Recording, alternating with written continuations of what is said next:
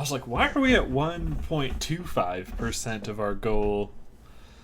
That I remembered you and Meister Cat just like throwing nickels and dimes. Did he come back today? No, I was by No. myself the whole time, just going. Ugh.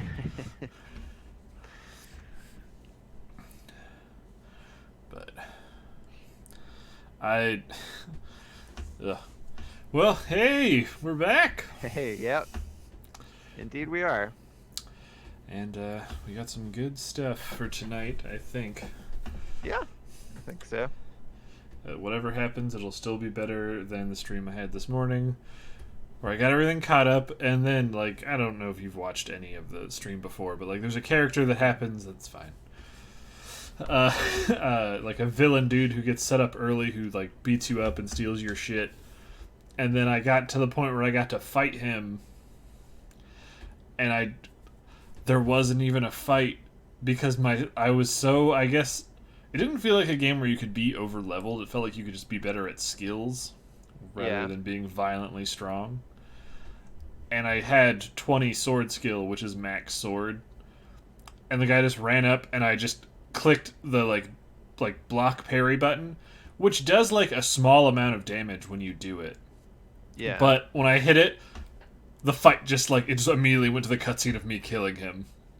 Like that was the whole fight. It was him going, "Yeah, I'm gonna fucking cut you up," and then I was like, "Yeah, let's fight." And then it was just hot click, and then it just cut to Henry just beating the shit out of him. And I was just like, "Oh, okay." So anyway, for those of you who can see, we have watched Alfred Hitchcock's Rope for this. Indeed. And then for our second half of the podcast, talking about game mechanics we want to see in more games from other games. I think it was just like game things in general that we want to see more of. It Well, didn't have to just be mechanics. okay, well, we'll see what happens. So let's start with Rope. I think this was the first time either of us had seen it. Yeah, this was suggested by Dervik, Who and it was an unfortunately can't excellent be here. choice. Yeah. Yeah, that was a really, really good movie. It's a movie that when I saw it, it felt like a movie that would have been made like maybe in the last like 10 to 20 years in Just terms because of of like, subject matter and stuff mm, and how things were looked at rather than a movie that was made in 1948, like we had just come out of World War II. yeah. It was apparently really controversial when it came out, but I not for the imagine. reasons you would. Well, Oh, not for yep. the reasons you would expect, though. At Uh-oh. least I'm think maybe not. So like, apparently, I don't know. I didn't really pick up on the homosexual subtext in the movie. Maybe I'm just like super dense. Um, but like audiences at the time did, and that apparently got it like banned in multiple cities. So it was Huh. considered his most controversial film at the time, which like is it sucks that like that's the thing because there are some like way crazier things going on in this movie than that. Like, But did it, like, is it confirmed that any of the characters are gay? so in the original play, I think they were. I don't think Oh. it's confirmed in the like text of the movie. Um, but supposedly that was like the general consensus of audiences seeing the movie was like these two characters are gay.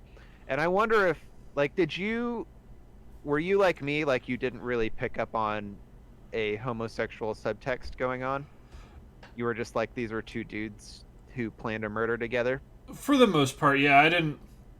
I can sort of see if someone was like, they're gay. I'm like, I guess I could see them being gay because you know how gay people are just like normal people. Yeah, But, exactly. so, like, there I was. wondered I wondered though if like part of it is that there are signifiers at the time that people would have associated with being gay that like now we don't think of in that way, but at the time they might have. So like we just can't pick up on it. We just got right into gay controversy without even going over what the movie's about. Yep. But, as a brief. Like, you know, I normally do the plot synopsis. You want to take a crack at it? Yeah, I'll give it a shot. So this is a movie about two friends, Brandon and Philip, who at when they were in, was it primary school? No, this is boarding No, school. boarding school. In some sort of school, they had a professor who introduced them to this idea that a that there were people who were superior and people who were inferior, and that a superior person could prove their superiority kind of by like committing the perfect murder. So their victim would like be inferior, and like that's the justification for it, I guess. Um, and Brandon and Philip decide to actually undertake this, and the opening shot of the movie after the credits roll is a scream, and then you cut to them having just finished choking their friend David to death. And their plan to commit the perfect murder basically is that they have killed him right before they are hosting a party at which many of his friends and family will be present. And so I guess kind of like their alibi is that they were at a party with his friends and family when he died, so they couldn't have done it. I didn't really take it as though yeah. like that was an alibi thing. More of it was like part of the game. Oh, hey, Keho. Yeah, that's definitely a valid read.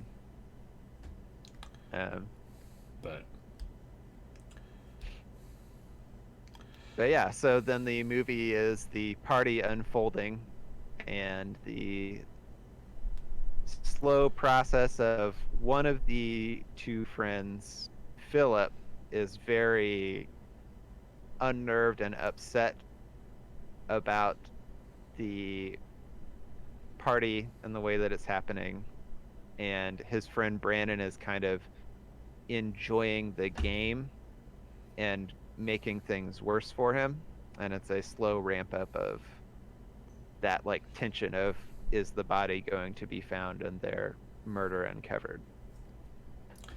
it's a setup that I hadn't seen before in a movie, and I thought that was really cool. Yeah. And I mean, overall, like when the movie started, how I saw it is normally how movies that revolve around a murder. The normal way of how it's done is they're trying to solve the murder, but if they kind of subvert that and the viewer gets to see the murder, it's normally figuring out why the murder happened.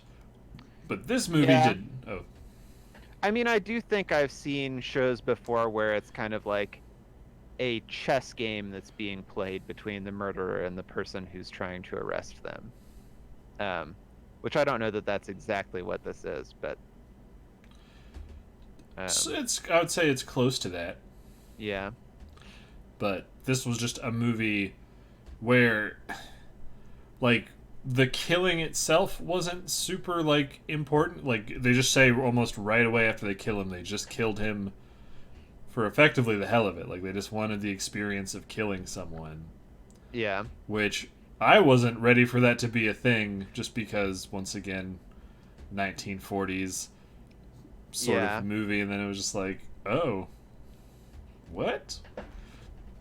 It's a little more than you were expecting. Yeah, and then they have the victim's parents and like fiance come over, and they serve food off of the very like box his corpse is stored in. Yeah. And I was just like, oh wow.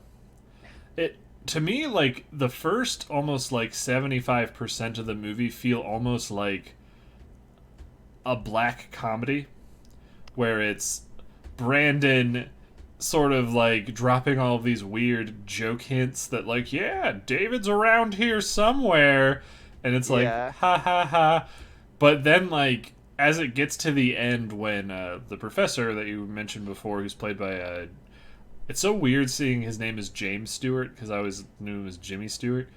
Yeah. James Stewart, who he gets invited to the party because the character Brandon believes like if anyone's going to catch them, it's going to be him, and so that's like, if we can beat him, we can beat anyone, sort of thing. Yeah. As he eventually starts figuring it out, and then everything starts falling apart, and then like it ends in a scene Like the last 5 minutes are just depressing and sad. Yeah, they're pretty dark. I Um, I was just like, oh, are you still there, KO? We're doing all right. So they said hi, and then that's it. uh, But so I'm not bummed you brought up because it's like an interesting talking point to have. But like the idea of the homosexuality controversy, because now I don't know if that's like the one of the points is like this is such a fucked up setup that could only happen because of gay people. hmm, And I'm I like, don't think that's what the implication was supposed to be. Um, I'm just like, oh, I mean, I could be wrong, but that's definitely not the impression that I got from the research I did. So, for mm, whatever that's worth, I think it was like, I mean, honestly, it's like weirdly progressive because I think it was just a like they're just characters who are gay, um, and I like they're not defined by their sexuality though. Um, you know, it's like yeah, like I didn't see any of the weird Hollywood cliches of gay and then like yeah, nothing like how Hana is in Tokyo Godfathers. Like that character is yeah. clearly like gay, but then these. She's like there's a performative act element to the way that she talks Mhm. that there isn't to these two. They just seemed like two friends who lived together at a college. Yeah. I keep kind of glancing over at the second screen and I see you talking, but I don't hear any audio, and I'm like, what's going on? But Yeah, that's what it's like when I watch you play games and am in the stream. mm-hmm. One day the technology for like latency free streaming will be there. Yeah, one day. But I do think it's interesting, like the one thing that does I think make the timing of this movie's release interesting is like what I was saying before. It came out end of the 1940s, coming out of World War II, and I think Hmm. this was about the time like we really started learning what was happening over there, like with Nazi Germany and concentration camps. Yeah, Is in the movie the idea of superior and inferior people, yeah, and I was just like, huh, because the character who brings it up, the professor, in the like, you never see the scene where that gets said. It's just like he told us a long time ago, and then they have a scene like near the middle of the movie where they talk about it again, and the professor's kind of just like killing people should be okay, and then another character brings up basically like how can anyone call someone yeah, inferior or superior, and then at the very end of the movie when the kill like the murder is revealed and Jimmy Stewart's like, oh my goodness, you killed your friend and my former student, he's like, you've taken what I all of these ideas I've had and just sort of shattered them. yeah. That's a big part of what I liked about this movie, though, is the way that it is a criticism of that kind of philosophy, Mm-hmm. which like is maybe harder to understand today, but my understanding is like thoughts like that and kind of like the people in the movie aren't advocating what we'd call eugenics, but I think Mm-hmm. they're advocating the kind of philosophies that backed eugenics. And like Yep. those philosophies were like weirdly popular in America at that time. Yeah. Uh, and so it's like it's cool to see the way that the movie is addressed is it's trying to say like here is the this is the logical extension of this philosophy, or at least this is like something you can easily do with it, and this is why it's wrong. Just covering up my hand. But It was it was a movie that as I was watching it, like I didn't feel political until after I finished it, and then I was like, whoa. Yeah. Is the idea of have oh wow. We've have a radical amount of dropped frames for a little bit. Oh yeah. Yeah. Of having these weird radical, not reformist, but like ideas like, yeah, people should be able to kill people.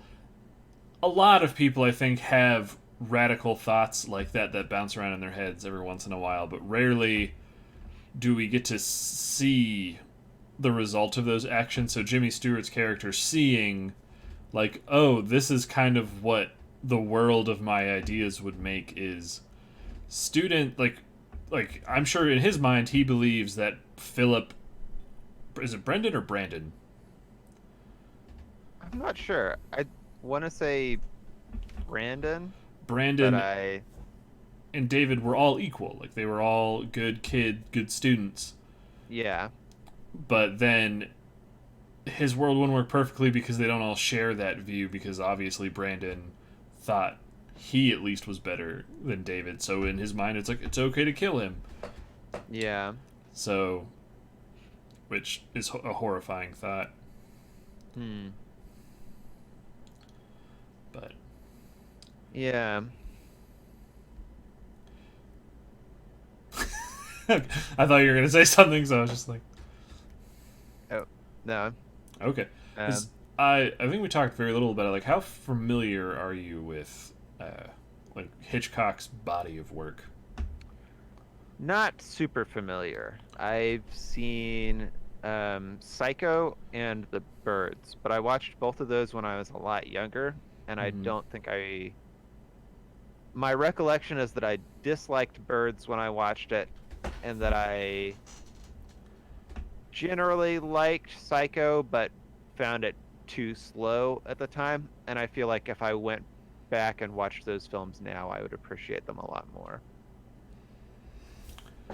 'Cause I thought I had seen a number, like I have seen a number of his movies, but turns Yeah. out like almost all of the movies I've seen by him are like near the end of his career. Hmm. Like they were all later, and Yeah. I guess not being super well versed in like the the subtleties of like society at the time, none of those other movies really felt very political. I think Birds is actually supposed to be like a weirdly overt thing for Hmm. like communism or something. I don't remember what it was. Like I remember hearing someone say that. It's like what the Yeah. birds represent. But like this movie felt This political to movie's me after I was done with almost it. like a morality play Hmm. in the way that it's structured. Yeah. But getting out of like theme stuff and more into like actual like craft of it, I really liked how there was basically no like real cuts. Yeah, it's a really, really cool technique. I did some research on this too. Hmm. Like, apparently, so some of those shots, I think there's at least one shot on the movie that's a 10-minute long shot. Hmm. Um, and like the people on set went to crazy lengths to make sure that there were no mistakes during those scenes because it takes so much work to get a long shot right. Hmm. Um, so I read about two specific incidences. One of them was a lady in one scene had dropped a glass, and one of the stagehands had to like dive in and catch it. But the really crazy one to me was that at one point during shooting, one of the cameramen had his foot run over by the dolly that the camera was on, and it broke his foot. And the stage crew gagged him and dragged him out of the room so that he couldn't make any noise, so that it wouldn't ruin the shot. And both of those Oh god. incidents occurred during footage that ended up making it into the final cut. So, Wow. yeah, Ugh. pretty crazy. But People break a lot of feet in movies. yeah, it's I've worked on a couple of film sets. Not for like actual movies. They were for like commercials. Mhm. And it's a weird environment, and things get kind of like slapdash, at least in the ones that I was in. You kind of gotta shoot from the hip, and when you're shooting from the hip, there's a lot of room to make mistakes. That makes sense. But I think my favorite. Man, the camera keeps sliding off the top of this monitor. No. I think my favorite shot in the whole movie. Oh, there's my big stupid hand. I'll figure this out one day. There we go. Good enough. Was when Brandon went to go put the rope in the. I wrote that one down too. I love that. Where the door swung open, swung again. And it was just they did it right in the door swing. I was like, oh, that was cool. And you see him just like how delighted he is while he's like plopping the rope in, and He was like, what an asshole. yeah. I expected more people to die in that movie. Actually, Hmm. I really expected Philip to like break and then either strangle because I'm someone who like once I see the start of a movie, my brain starts immediately writing endings for it. Yeah. My how I sort of imagined an ending happening was them getting away with the murder, and then Brandon kind of like pushing Philip over the edge, and then Brandon like Philip killing him and putting him in the trunk with David, and then Mm. putting them both in the water, and him being the only one who gets away with it. Yeah. Just because Brandon just had the most punchable face. Yeah.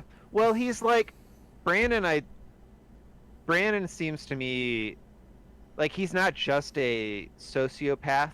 He's like sadist isn't the right word, but he's clearly taking pleasure from the feeling of being superior. Mm-hmm. And so, like, to him, when he can play the little games, like, we're going to serve you food off of the trunk that your dead son is in, like, he's getting a rush from that. And that, like, makes him more blatantly hateable. It was just like Yeah. evil Knievel levels of narcissism of just like Yeah. just like it was just like so much of him like anytime anything would happen he would just always like throw these like looks over at Philip, and I was just like Yeah. but I I but yeah, the way that the camera is used in this movie is great. And there were a lot of shots that I wrote down that I really liked. mm-hmm. Another that I wrote down that I really liked almost as much as that one through the door is, if you remember, there's a shot where Philip accident. So I think, doesn't Philip break the glass off of camera, and like camera pans over and you realize that he's broken a glass? I think he breaks it on camera, like Breaks he it goes on like camera? Okay. like he, or at least you see him like have the motion of like, because when they go David he goes Claw! Yeah, okay, you're right. But then he like goes over to the drink cart and kind of like puts it down, but then the camera moves off of him and zooms into another conversation, Mm-hmm. and you're just like stuck sitting there going like, is no one seeing him? What's going on? And like you're watching this conversation, but you're also aware that something important is going on right off of camera, and so it like brings you into the same kind of nervous feeling that Brandon and Philip are having, because there's that tension of knowing something bad is going on and not knowing exactly what it is. I didn't think about that. The shot to me that made me feel like an amount of jitters or nervousness was coming near the end of the movie when they were packing up the party, and while everyone is sort of off to the right of the camera talking, whatever the house chambermaid lady's name is, just starts taking apart the table setting on the thing, Yeah. and it's like just a long shot where it's like the most in the thing is you see the trunk and then her going back and forth. and just Yeah. doing little things and little things, and I'm like, okay, where's the moment that Brandon's gonna slide over and be like, hey, stop it, and it's just keeps going, and the fact that it's so like downplayed, where it's just happening because there's not like music or anything going. Was there Yeah. really any music during the whole movie aside from like intro and outro? Well, and Philip playing the piano. I guess I'm gonna say aside from diegetic music, was there any Yeah. I non-diegetic don't. music? Not that I remember. Okay, but yeah, that shot made me go like, because as it started going, I was kind of getting annoyed. Like, okay, we get it, but then as it kept going, I was like, do they find out that the body's like right there, right now, because no one's paying attention to this woman? And then Brandon kind of slides over at the last minute and is like, hey, no. Yeah. I did realize in that moment I have like not a disorder. I'm trying to think of a weird tick where if I start opening something, I always finish opening it. Like even if it's like, I'll do things where like I'm gonna go get something out of the fridge as a moment, like I don't want blueberries. Like, but I've already been like I don't want blueberries when my hand is on the handle, but I still open it. As if I was Jimmy Stewart's character, and they would have been like, and started opening it, and Brandon was like, I would have been like, what's in there? Like just immediately been like, but no, I want to see this trunk full of books. Yeah. And I would have been like, oh, there's a corpse in there. That's why I'll never be in cool And movies. that's why you didn't get the Jimmy Stewart role. Yep.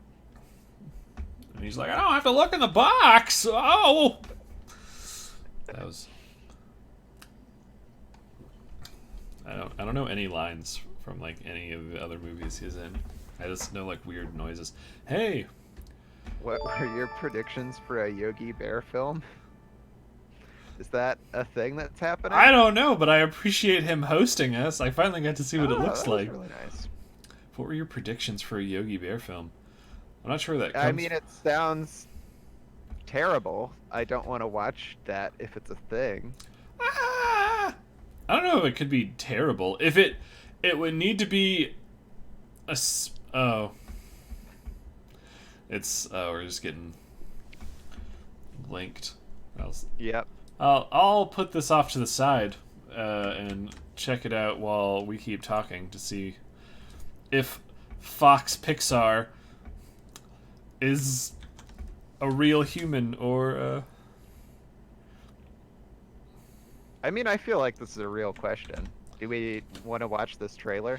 I put it into the thing and it's not a link that goes to a web page. Oh, because he's got the com around the in the .com is surrounded by parentheses, so the program that catches links won't realize it's a link. So you have to remove the parentheses around the com if you want that link to work. Gotcha. This is the first thing is Carry On from the original motion picture Pokemon. That's what came up when you searched that? Yeah. It's just a link to the 2019 Yogi Bear movie.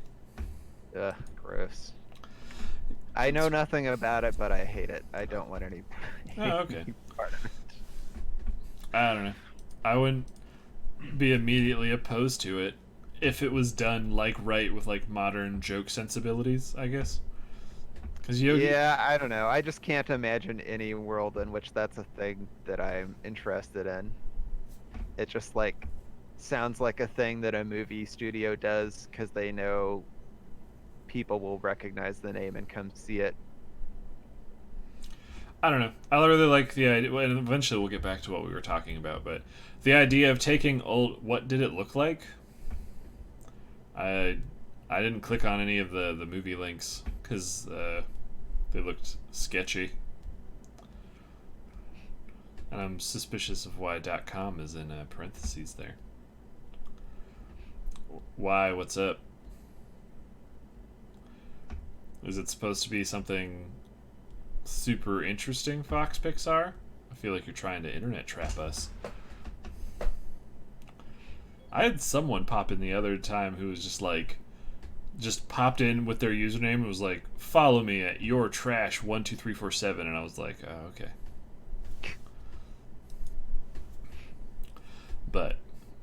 having a movie based on an older franchise thing like Yogi Bear, but yeah, super interesting.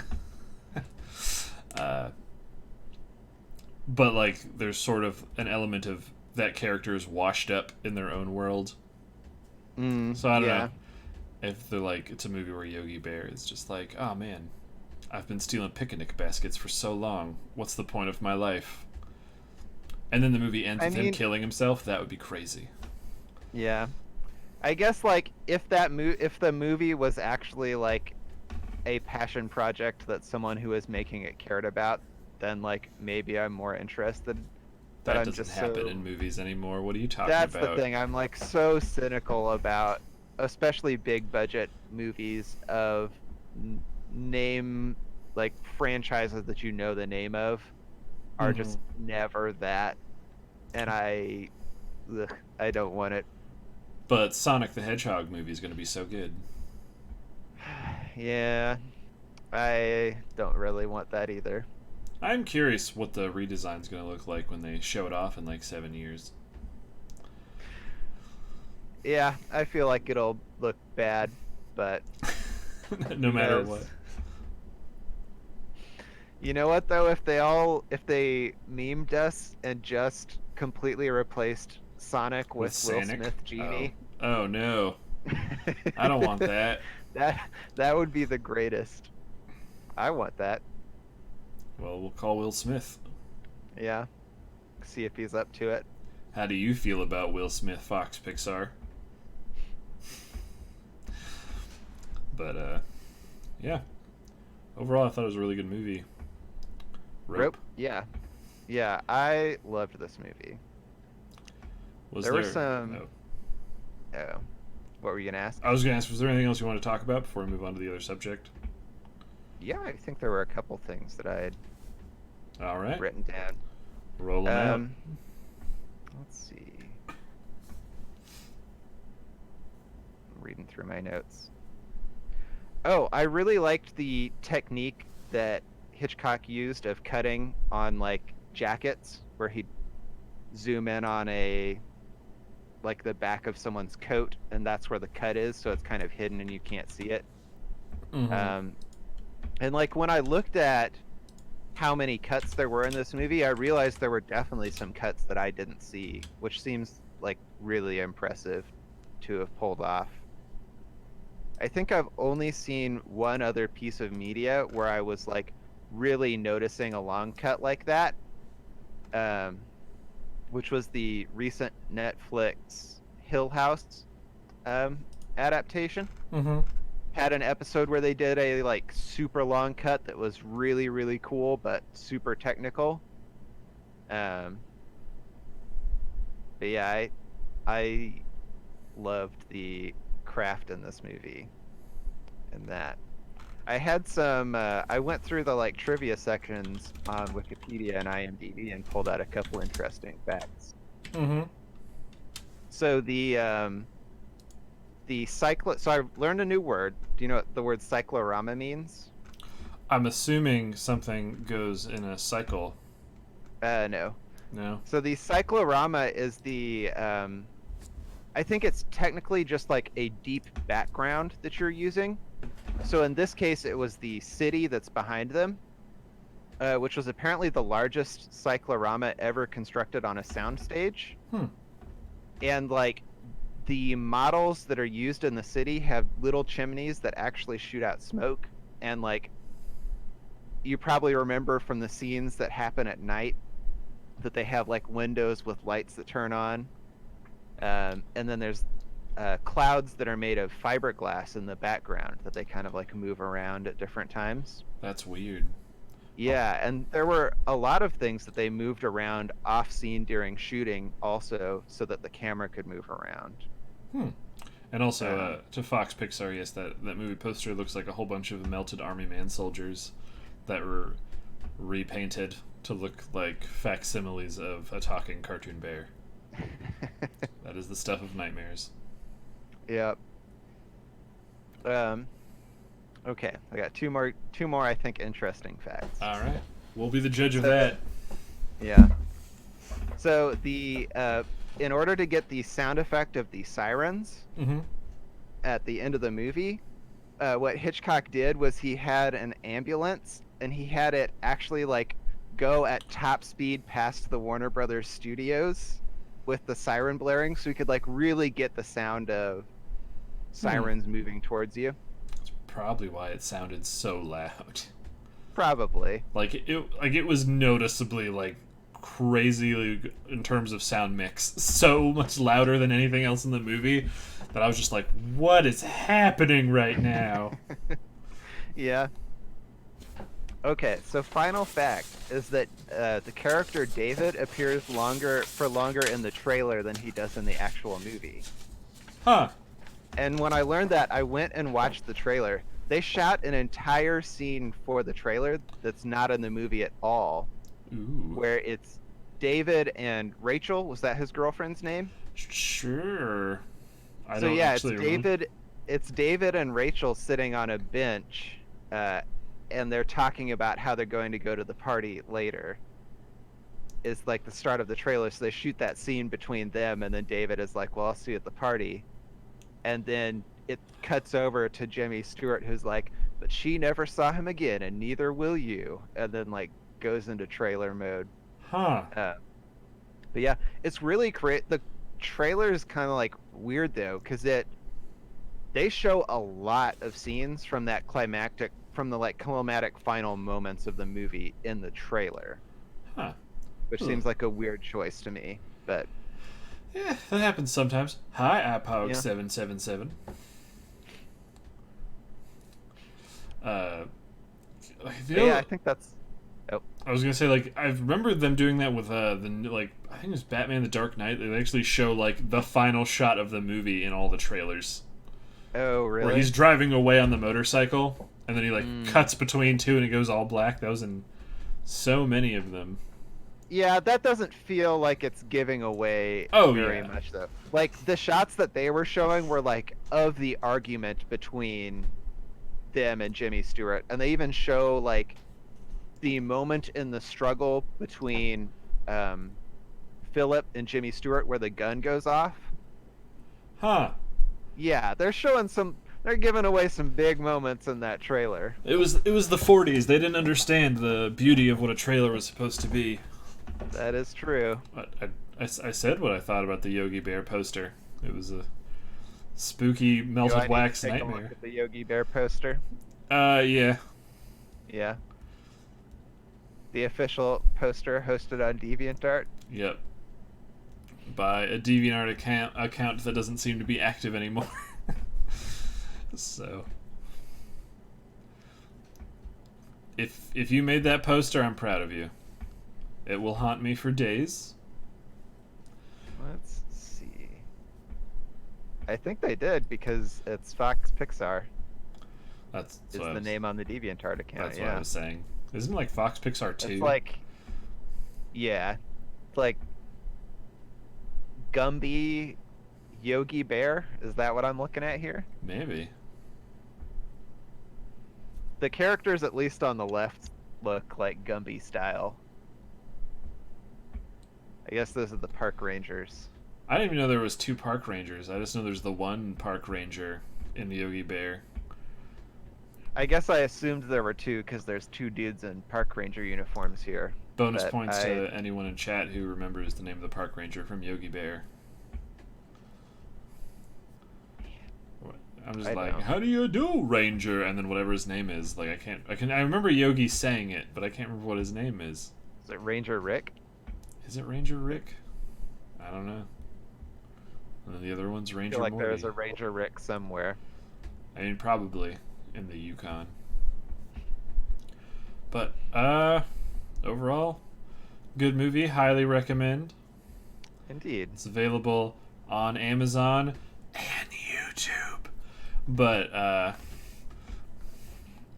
don't steal movies from Alfred Hitchcock. He'll come and haunt your dreams, just He like the will. Yogi poster And the ghost from Condemned. and the ghost from Condemned seemed to have moved around quite a bit over this the history of this stream.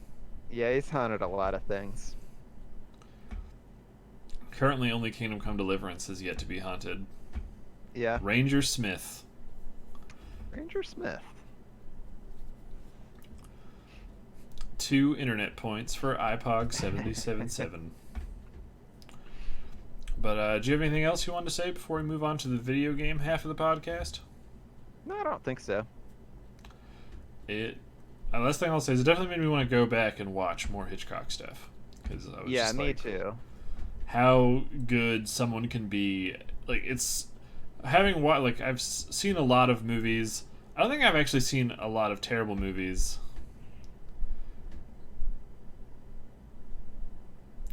Why don't you describe it for us, Fox Pixar?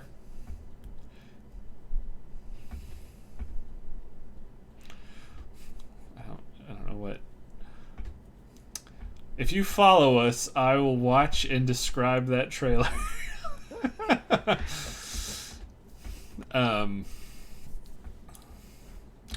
But where filming isn't so much the craft as so much what they're trying to set up on screen, but it really felt watching this that the art of moving the camera was so important.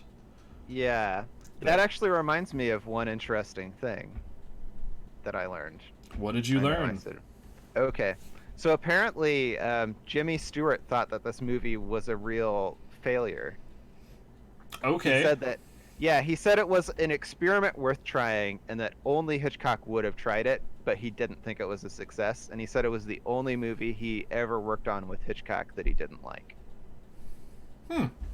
Well, he definitely worked on a lot of movies with Hitchcock. It's a shame, too, because I loved this movie. There's a lot of musicians who hate their most popular songs, so... That's true. How would you know about Will in Aladdin? What? Because he was in the trailers? Now, like, Or is it a different our Will? Will or Will Smith? It could also be Will Riker. Or sexy Will Riker. I imagined you seeing that part in the playthrough where it's like, sexy Riker, ask all of these Trek questions. I was like, I need Robert here to help me. Oh, I was so excited, and then there weren't any Trek questions, and you got the question wrong. I didn't know how subversive the point-and-click adventure game was trying to be. Uh-oh. Yeah. What is happening? Oh, our stream is all black. Is an ad starting?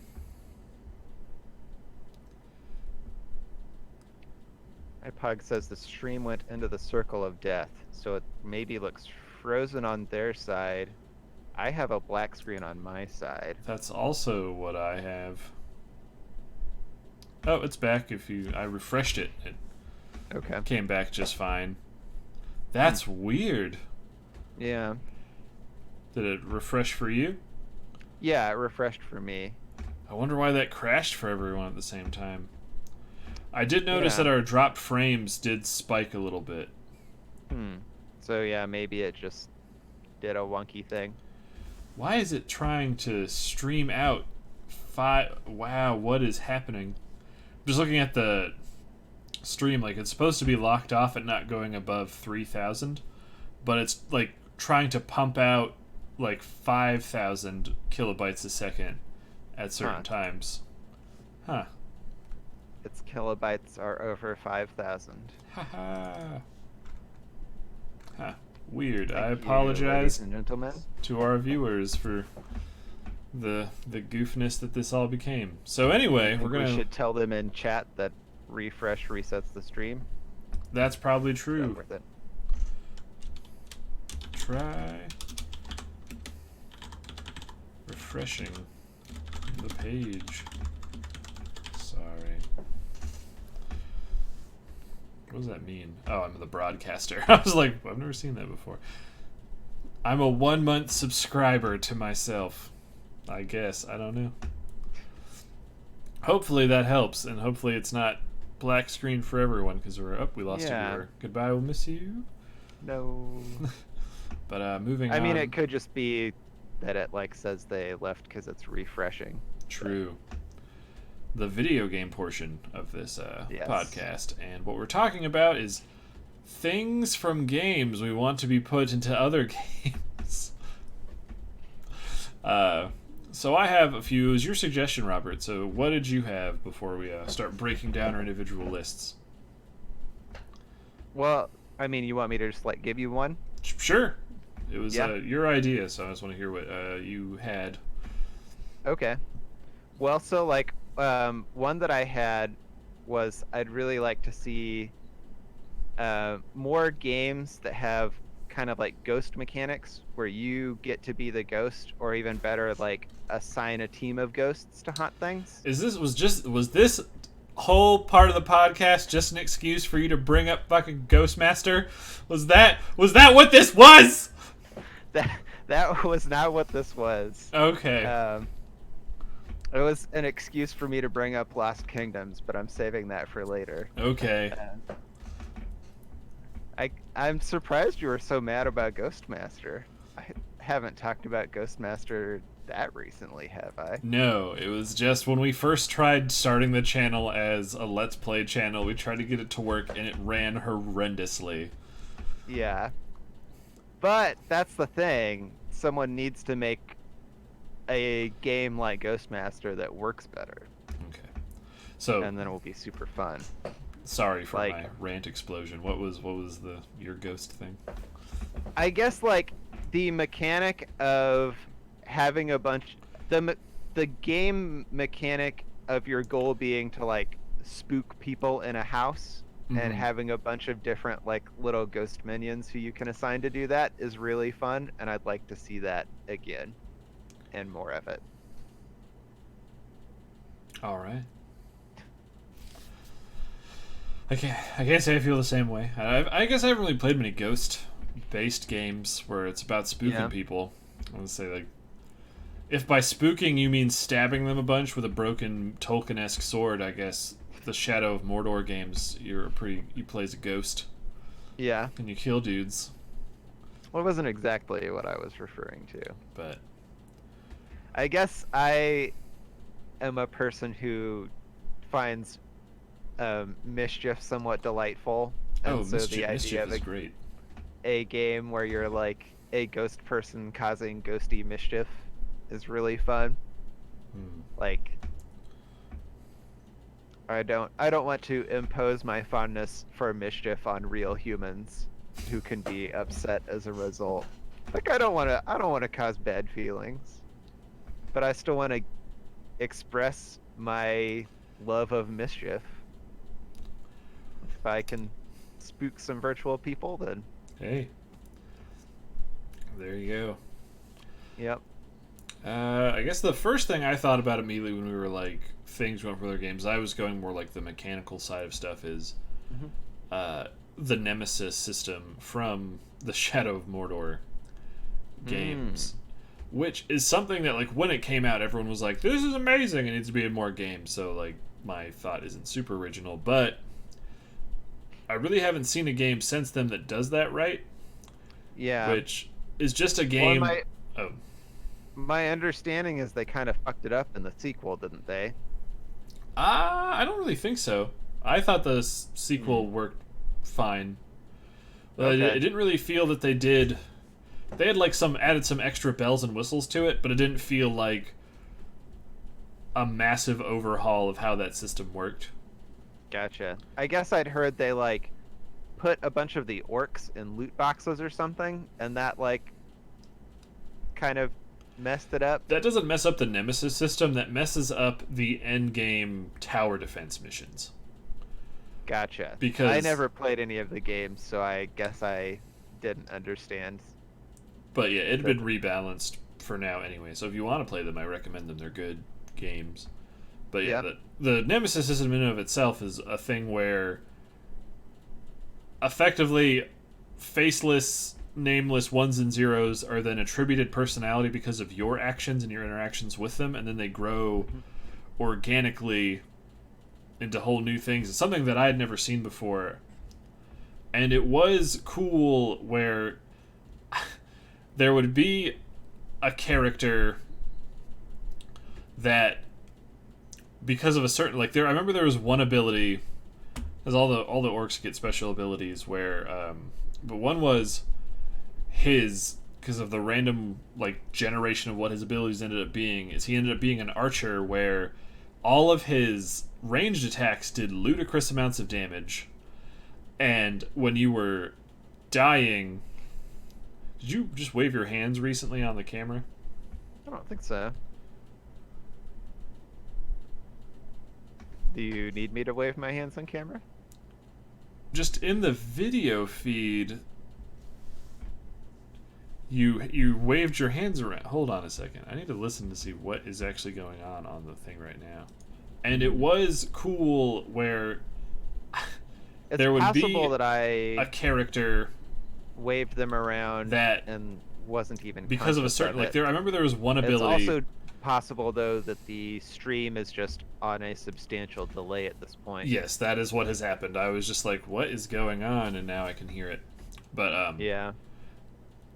anyway, basically he was the super archer, and then the ability that sucks is he did a lot of damage, but then normally how the game works is when you went into the dying state, you kind of got this last stand where if you did a quick time event, you would avoid death, and you could run away and heal and then have time to do stuff. But with this character, you could, if you took damage from him, you could never, it denied you the ability to do that. Yeah. So just during a fight, if I just had like a tick of health, he would just shoot from a thing and kill me instantly. And every time they'd kill you, like that character would like level up, but it would always cut to them and they'd get to say something like really shitty. Is I had grown to like hate this NPC, and if it was like a robot that just was in a level that bleeped and blooped and shot lasers at you, I wouldn't care. But the fact they gave him a personality, and the game kept rewarding him for killing me, made me want to hate him even more. And it was something I had never felt before. Like, I've played games where there's like a frustrating enemy type where I'm like, ugh, I hate that character. But I was plotting like deep personal vengeance on him, that like I went to like I remember how I ended up killing him is he killed me so many times he rose up to the highest echelon of being an orc, is that I went and then captured every other orc on the map, like the tactical map, and then basically did like a big gauntlet throwdown that made me fight all of them at one time. And then and he was just like, yeah, well, me and my mates are gonna beat you up, and I just like hit the button that made them all like turn on him, and he just went ah! And panicked, and all of his friends just beat him to death. And it was wonderful, and I loved it. That does sound pretty great. I've heard Assassin's Creed Odyssey has a similar system with how they do mercenaries. So I'm very interested to try that once I can buy that game and all of its DLC for an affordable price. Yeah. But do you have another one? We can just go back and forth with these. Yeah, sure. So one that I really like is the mechanic of like car games where the cars have weapons. Mm-hmm. You know, like Mario Kart is one of the ones that's still around. I guess I never got to play any of the Twisted Metal games, but like I'd like to see more games like that are driving games where you get to shoot stuff also. I don't know, that's a really fun game mechanic that doesn't feel like it's around as much anymore. I mean, there's a lot of if Mario Kart hits that baseline of like what you mean for driving around and shooting, there's a lot of kart racing games that have weapons.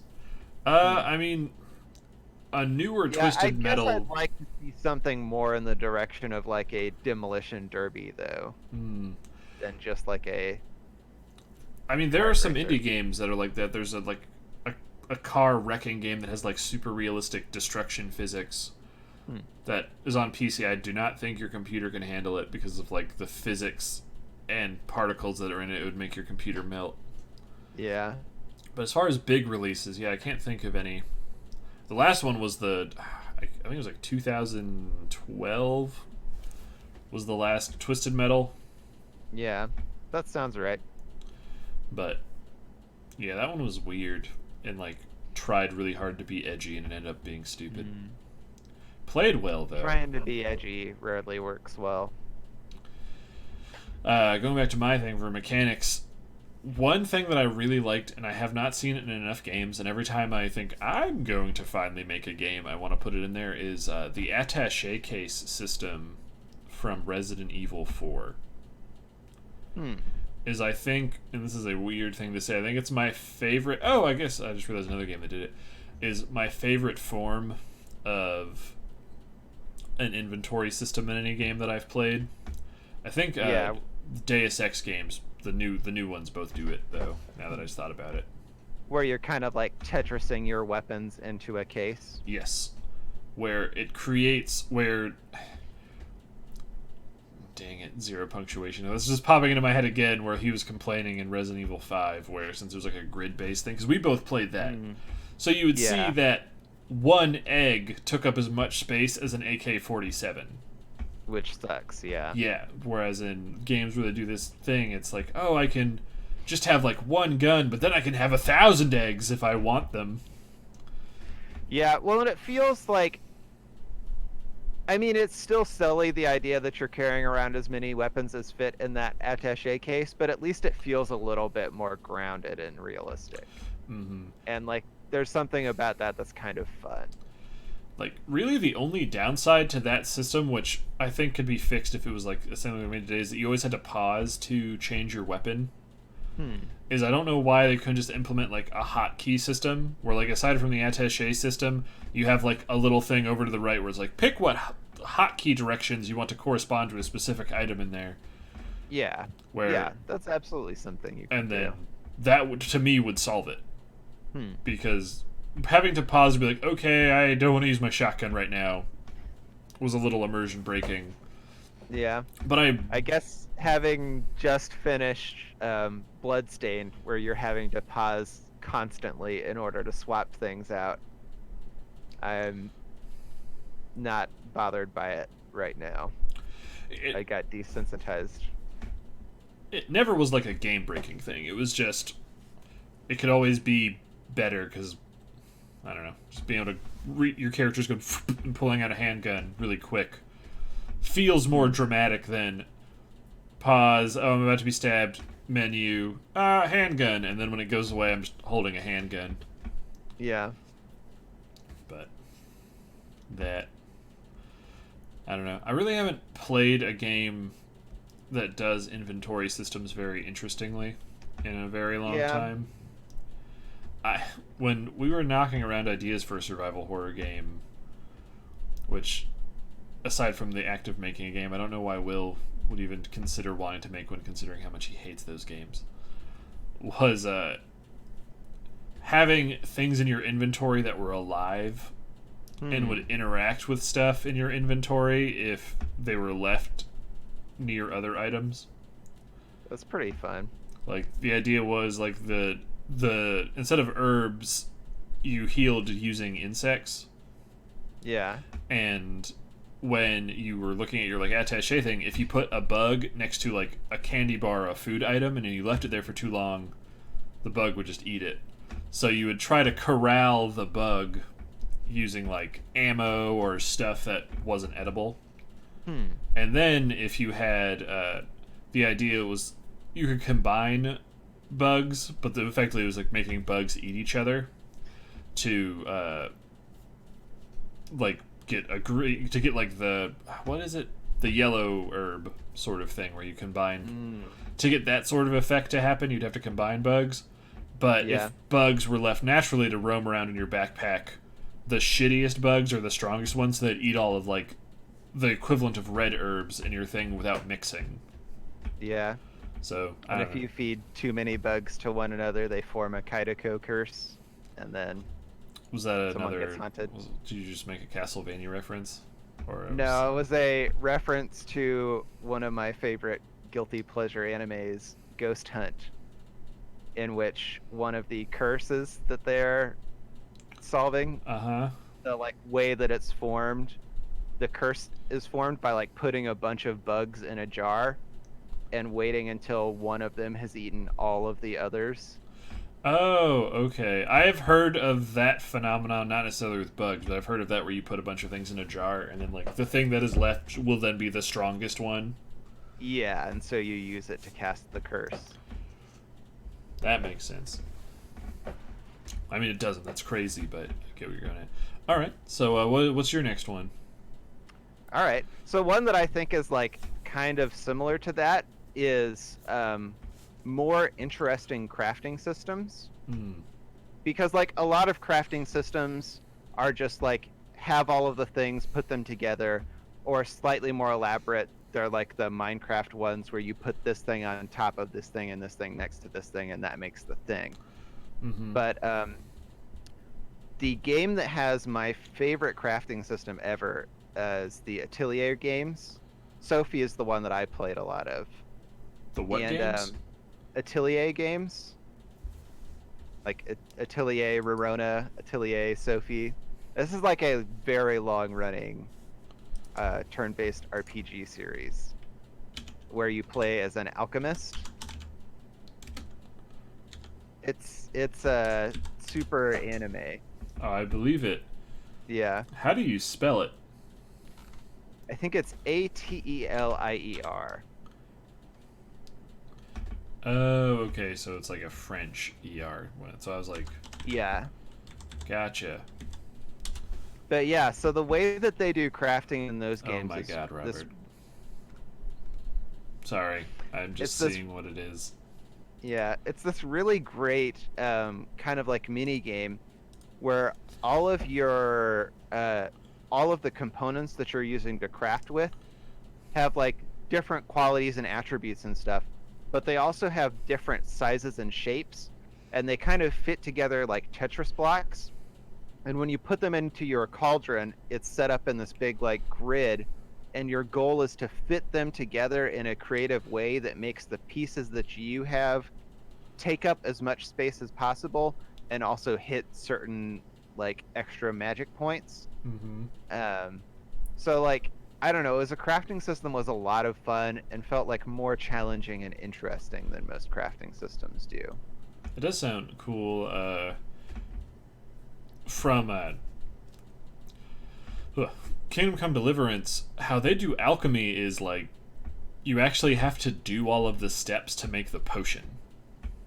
Oh yeah. Is like they have a Like you gotta mortar and pestle some shit. yep.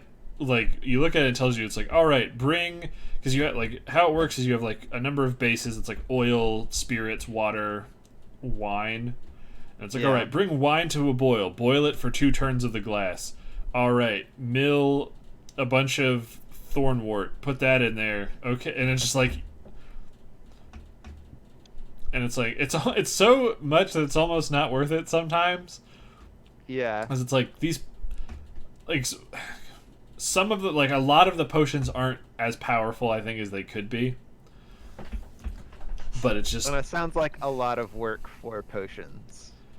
But what ends up happening is, which I think builds into the bigger world of like it's a game where you start out being shitty, but then by the end you're awesome at it. Is once you get to like I think we had talked about it before, is like the max level is 20 for every skill, but the final tier ability you normally get is between like 10 and 12. So you can actually reach the highest tier and then you can go back and pick lower tier ones that you want. Is like at 8 or 9 in the alchemy tree, you just have the ability to auto brew a potion. So it's just that what you can do also is if you decide to manually brew the potion, you can make the potion like a plus form of the potion, or when you brew it, it'll make like 3 extra potions. Yeah. So I'm almost there to that point. It actually doesn't really take that long, but it was just like, all right, you need to make, because it's a game where you like the item to save is a potion if you want to just save wherever you want. So it's like I need to go make a whole bunch of savior schnapps. Yeah. And it was just I just sat in the alchemy lab for like 10 minutes real time, just doop, doop, doop, doop, doop, and I got pretty good at like just doing it really fast. And I was like, this is cool. Yeah, it's weird, like that sounds like something that would be tedious to me in the context of a larger game, but at the same time, if you made a game that was just that, I feel like I could get really into it.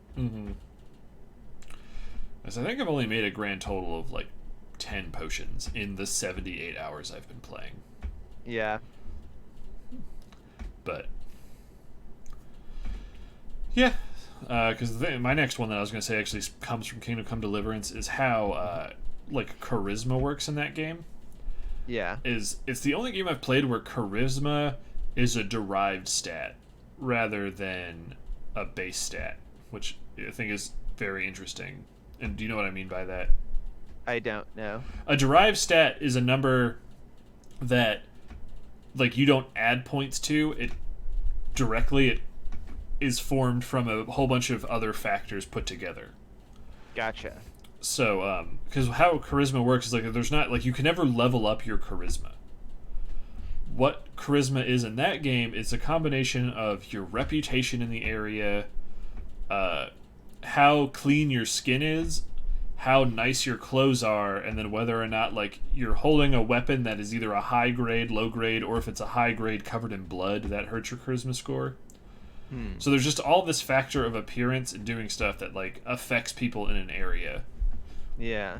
And then I don't know per se if it works, but it seems that you get higher charisma bonuses if you're wearing stuff that is like if you like, 'cause it's really easy to do with like armor sets. If you're wearing a complete armor set, you seem to get more charisma out of it than like I had a set up until like this last stream, which was like a decent armor set that had like good scores, but it was like a mishmash of like the helmet was like black and the chest piece was like bright red with yellow accents on it, and then like the arms and legs looked weird, but it had really high defense. But then after doing this tournament quest over and over again, I got a full set that was equivocal in damage reduction, and it's like seemed to have almost the exact same stats with everything including charisma. But when I wore the whole set of that matching set, I had 2 points higher charisma of just base than the other ones. So I think there's actually like a sort of fashion thing in it. But yeah, I don't know, because I always hate playing games like normally like Diablo style games or World of Warcraft games where it's like I want to have all the best stuff, so I have to look like an idiot. So this game kind of gave like that fashion Souls mentality a bonus. Yeah, that is pretty cool. And then something I didn't notice until hours in when I finally like had plate armor is people like little things about how they talk to you, which I thought about like, oh my goodness, that must have been an enormous pain in the ass to record all those lines. Was like, if you talk to a dude just dressed like a commoner, the guy might be like, hey man, we're doing okay. But if you're just like the person, like the knight, they'll be like, oh, Sir Knight, how are you? And then they'll have like there's the same dialogue tree for all the way you're dressed, but it'll change subtly for each option.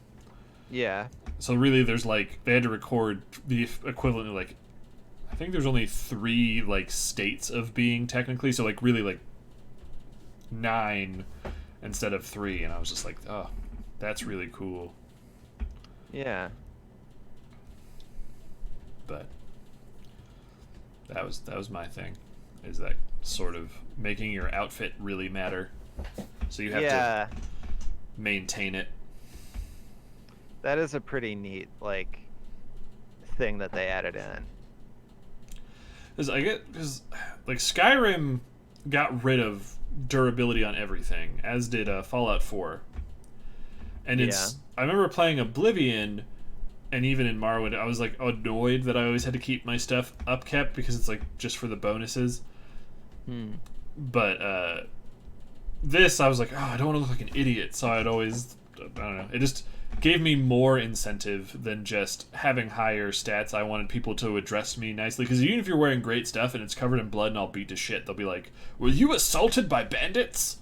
Yeah. And I'm just like, oh man, Steve the hobo's shit talking my pants. Fucking Steve. But I don't know. More of that would be cool. Yeah, for sure. More fashion. What is your next one? So I would really like to see more games that have familiars / pets and that have like deeper mechanics around them. Okay. That was a thing that I really like in Bloodstained is that, and Castlevania does this too, is that you can get like familiars who follow you around and help you out, and different familiars do different things. Mm-hmm. But also like having them with you while you're fighting, your familiars will level up and like get new abilities and become more powerful.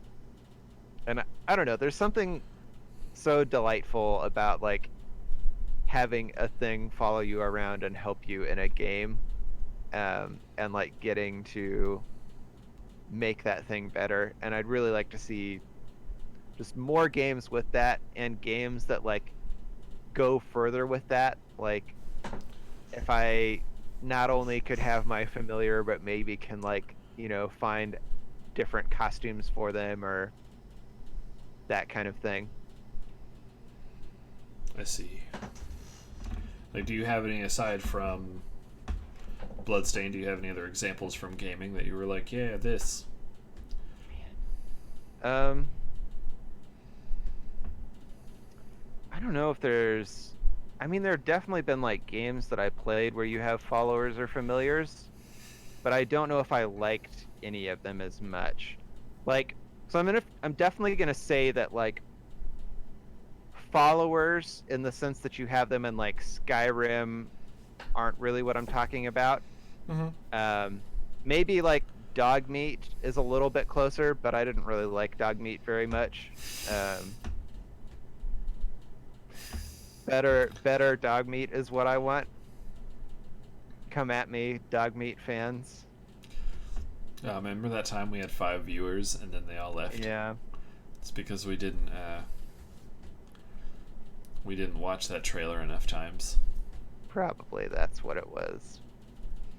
That was very strange. That was pretty strange. But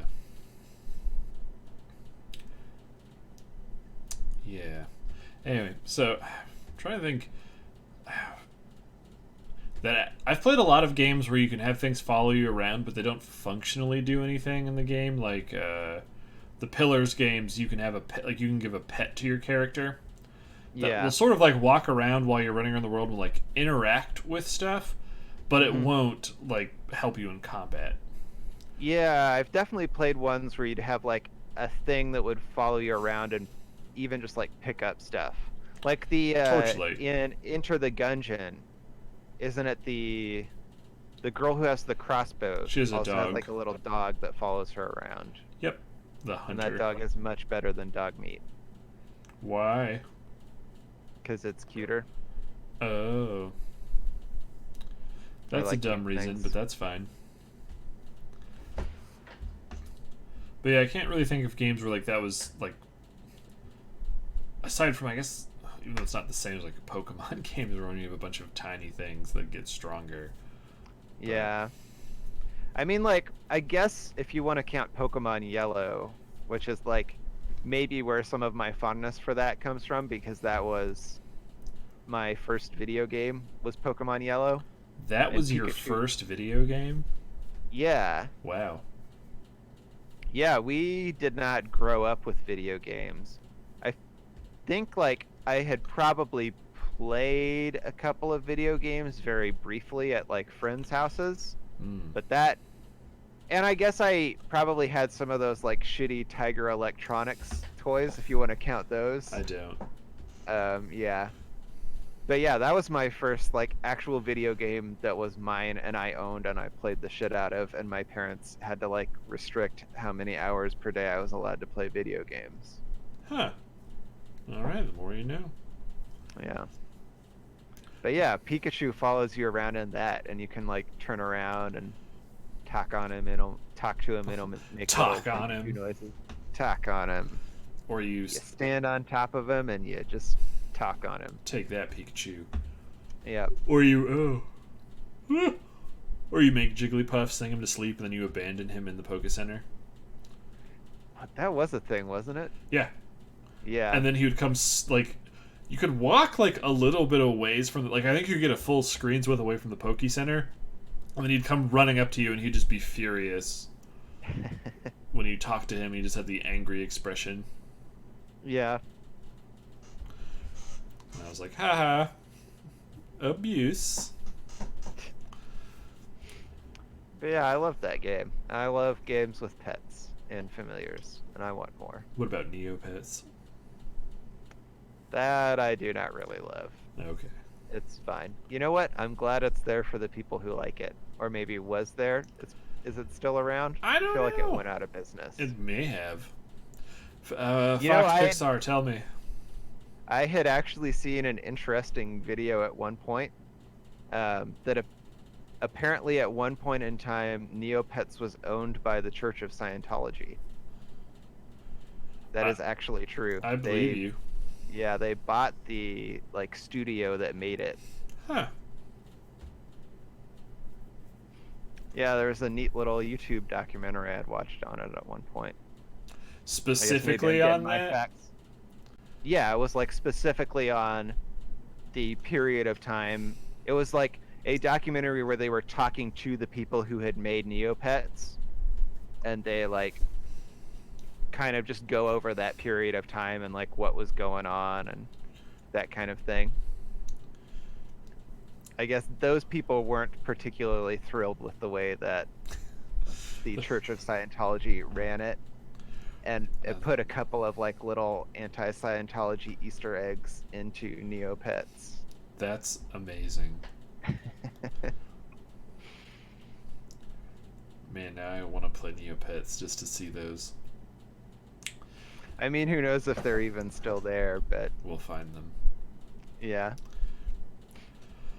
Huh. I'm trying to think of what another one I had was. It's nice and cool in my room, and my chair's really comfy. Oh, so... I'm really jealous. Yep. It's always hot in my room, and I want to die. Is streaming with your shirt off as a dude against Twitch TOS? I don't think so, but I'm also too modest to do that, so... Okay. I was thinking more for me. Not once I get thin and get sexy, then I was like, man, in the summer when it's really hot. Yeah. But I'm trying to think of some other mechanics from games that I was just like, this is the best. Well, I've got some more. Alright. So I had mentioned earlier wanting to talk about Lost Kingdoms again. I don't want to talk about this one anymore. I guess I feel like I've made an effort to really narrow into the mechanic that I think is interesting and unique. Okay. And explain it. So because your attacks are coming from what cards you're holding, it's a hack and slash where your attacks are pseudo-randomized throughout the course of the game. Mm-hmm. And I think that's a really cool idea, that you're kind of picking what your attacks are going to be before the level starts, because you're picking your deck. And then as you're going, you're getting those random attacks.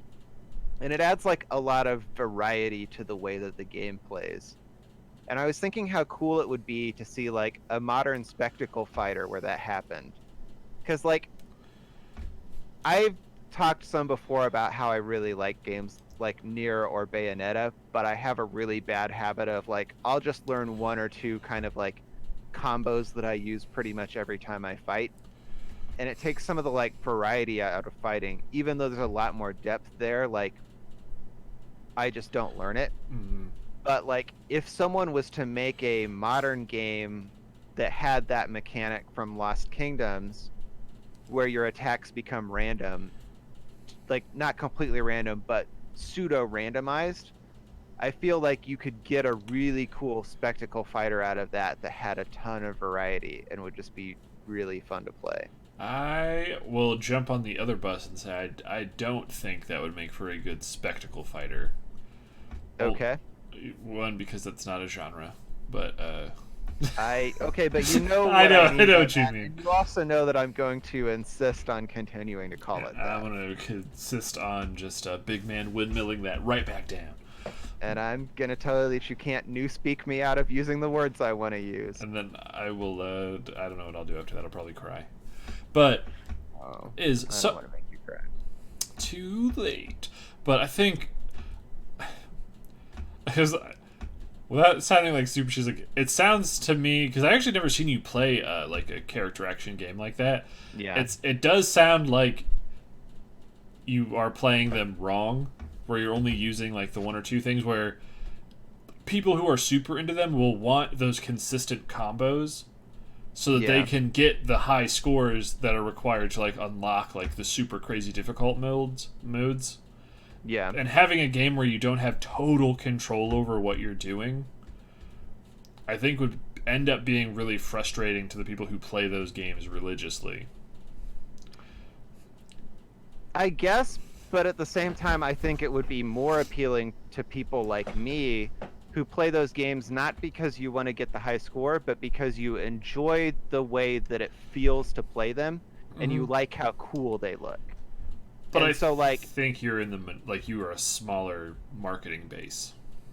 than- okay, but this segment is not Okay. mechanics that might be viable. It's mechanics that I want to see more of. Fair enough. I am my market based. I want to see this. Gotcha. I get where I get what you're saying now. I don't think it'll ever be a thing until you make it. Yeah. I agree to the extent that it doesn't seem like a thing that's a studio is likely to make. That having been said, I do think that like if you made that game and you show people the like E3 trailer where you're in a fight and your dude is like literally doing 100 different things because what their attack is constantly changing, and like if you do that and it looks cool, I think people will want to play that. But then when you get into stuff like the mechanics, like then are you having a thing where okay, is this boss weak to this thing, like a card that does fire damage? I mean, Do you have? I think Sorry. I think you definitely could do that, and it would add some depth to the game. And I think if you were going to do that, you'd have to build the game where there's like a lot of different fire attacks that you can get. Like maybe the attacks don't necessarily have to be cards, but we'll just say that for now. Like in Lost Kingdoms, if you wanted, there were definitely monsters that you could have farmed to get more of, and it would limit how many of any one you could have in your deck. And like maybe this game does too, but as long as you give people like here are a lot of options for fire things that you could realistically put in your deck in order to have an advantage against this boss when you go to fight them. Like that feels like a mechanic that would be fun to me.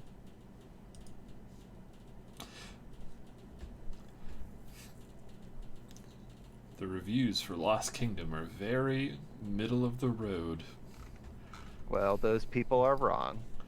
Because the other thing about character action games is each move is supposed to be like functional. It's not just for cool. Like you need Trillion Stab for area denial that flows into a stinger and then a rock uplift for specific reasons. And if you can't, and the game just goes fuck you, you don't have those cards right now.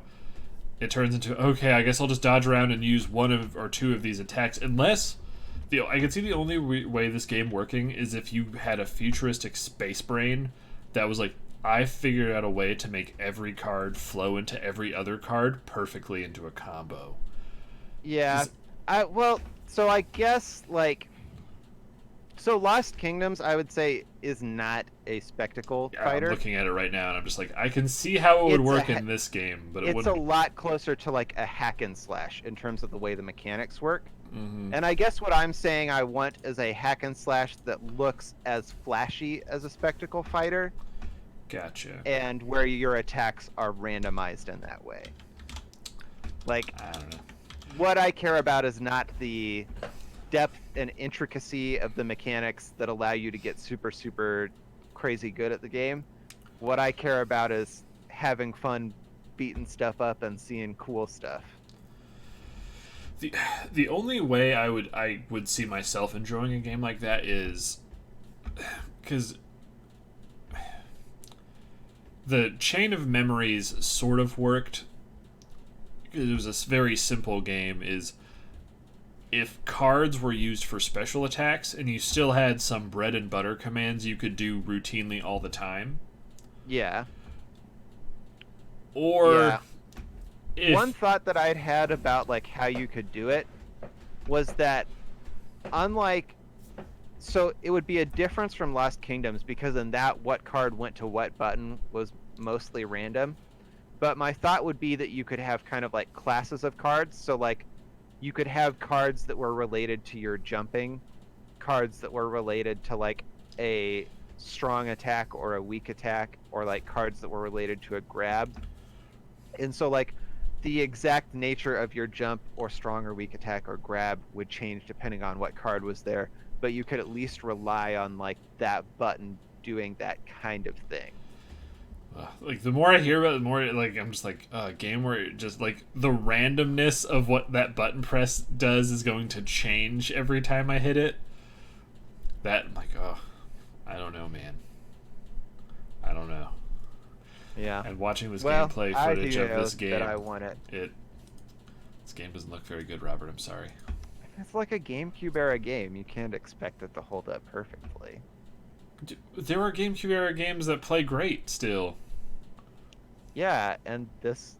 No, this one You know doesn't what? look. Like, doesn't look. Not saying it doesn't look good. Like graphically, it looks pretty. I mean, like the gameplay does not look good. Like, oh, I don't want that. It's definitely like a little clunky, but I actually did.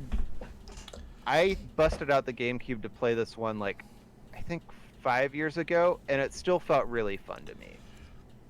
So like, I don't think this is just my childhood nostalgia. Maybe. There really was something about this game. Like, I'm not saying you would like it, but there was something about it that I found really compelling and enjoyable, and that I want more of. And no one is filling that niche There's probably a reason for that. because they're wrong. Oh, that might be what it is. That might be what it is. That's Yeah. not what it is. But All I'm saying is that they are inferiors and I am superiors. oh, you're gonna murder. You're gonna I'm murder gonna- all I'm the gonna other rope- game I'm gonna developers. rope murder them. Yeah, Oh man. I'm not really gonna do that because you know what? Everyone has their things that they like, and I want them to have those things. I like that we're trying to But I do want this you to good have my gaming thing. with bad people thing, and just all of our podcasts are just like, yeah, tolerance and stuff. And I'm like, you guys need to. Like when I mean, backseat you Will, want I try to over exaggerate what he does wrong for the sake of like looking like a dick for the jokes, and I'm just like, you guys need to start. I was hoping we'd all be a different kind of evil on screen, but right now it's just like, no, man, it's you like what you like, and no one's super wrong. Like we were talking about murdering all the game developers. That was awesome. And now we're like, nah, one love. You wanted me to lean into it some more. I did, Yeah. but I don't know. I'm trying to think of some other things from. It's been a really long time since I've played a game that had a mechanic that made me go, whoa, oh my goodness, the amount of drop frames we just have gotten has like tripled in like the last little bit. I think it's because of how we're like having you call in is like Something about that is messing with is it. OBS doesn't know what to do. Gotcha. But I think a few drop frames is a better alternative than buying an $800 piece of machinery. Yeah. I would say so. And we only have to do this for like one more year. Because then I'm going to die. No. I'm going to burn myself think on a that- pyre of Lost Kingdom discs. No. That's how forever you will associate that game. Don't do that. But I'm trying to just like jump through. I really liked the Fulton extraction system from Metal Gear Solid 5. I thought that was awesome. I remember that. I've never played a Metal Gear game, so you'll have to tell me about the full extraction. I highly recommend playing Metal Gear Solid 5. You can just play that on its own, really. Yeah. Because it is technically. I'm trying because there's so many Metal. I think it's in chronological order would be like the third one in the franchise because you're playing in the 80s Yeah. because you're playing as Big Boss, who is actually like an antagonistic character in the Metal Gear Solid games, as they like 1 and 2. Actually, he was the antagonist in Metal Gear 1 and 2 before they became Metal Gear Solid. But, Gotcha. anyway, it's an open world stealth game, and I love stealth games, and I love open world games. And this game made them kiss like pretty well. Like 9 times out of 10, the kiss went well. But then sometimes you'd try to navigate Big Boss up a side of a rock, and he couldn't step over a 1-foot incline, and it was like, what the hell? But Yeah.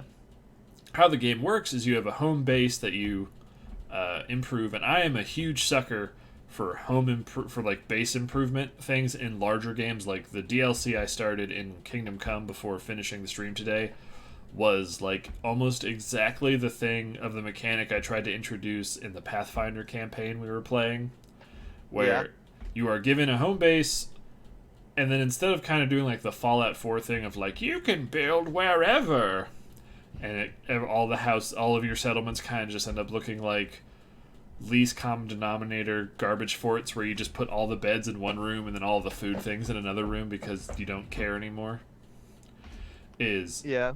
There are plots of land, and then you can assign like, well, this plot can either be a bakery or a butcher, and then you assign people to work there, and then you can buy improvements to each building, and then those will do different things. So in Metal Gear Solid 5, you have this like base that's on an oil rig that starts out small, but then you can build additional platforms to it, and you need to staff it. And when you start, you have a small group of soldiers because everyone on your team gets killed, like in the opening. So how you do when you're playing the rest of the game, whether it's on a mission or just open world roaming, is you have these goggles that you can look at someone, and there are 6 stats that are like related to different fields of things. Some are research based and some are like actual gameplay based, because you can play as other characters if you want to go on side ops. Yeah. And you can look at them and it'll be like, this guy has an A in gun and medicine research. So what you do is you sneak up on them, beat them up, and then you literally attach a balloon to them that sucks them up into the sky. And then they show up back at Mother Base, and it doesn't get really deep into it, but since it's technically the last Metal Gear Solid game, it just goes with the weirdness of it. Is in canon of the game, basically they show up there, and then the people at your base go, hey, this is the base of Big Boss, and then that character goes, Big Boss, the legendary mercenary, he's my favorite, oh, I want to be on your team, and like they're not brainwashed or anything, they just realize they got picked to play on the best team. Yeah. And they're just like, this is the best! And then they love you immediately, because you can go back to base and see them, and they're just always saluting you. And you can pick them up and slam them into a wall, and they're like, thank you for practicing CQC with me, boss! And I'm like, I love this! But it's pretty funny. And it created this really great thing of, normally those games, and really stealth games in general, really penalize you for killing while you're playing them.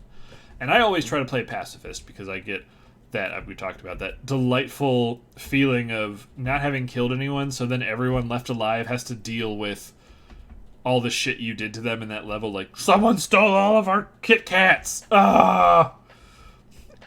And I'm more against just killing when I don't have to, because everyone deserves a chance. Ah. This is CJ being a good person and breaking character. But Metal Gear Solid... Change the title of the channel to Good Gaming with Bad People. That's not bad. Is Metal Gear Solid 5, there is no penalty to like going in somewhere and just shooting someone in the face and killing them. Like, there's not a score screen that's like, you killed 800 dudes, you don't get any money. Or whatever.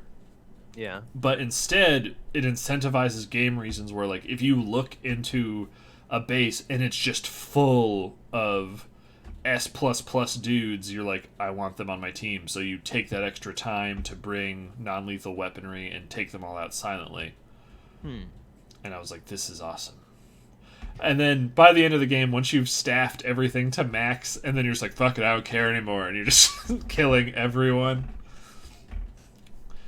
But for the first, it's also like, it's a game you can put a lot of time into if you want to do all the extra base stuff. Like, I ended up putting like 48 hours into the game, and it got kind of boring near the end where like they started running out of money, but still great game. Will put almost 200 hours in because he cheated and would leave his computer running because it has like real time stuff that like it'll be like this will take 5 hours to finish. That's like 5 real hours. Yeah. And it's because Oh well. and he would just leave it on when he went to work. So he was like, I have almost 200 hours, and I'm like, what? He's like, but I'm at work for 40 plus hours a week, and I'm like, oh.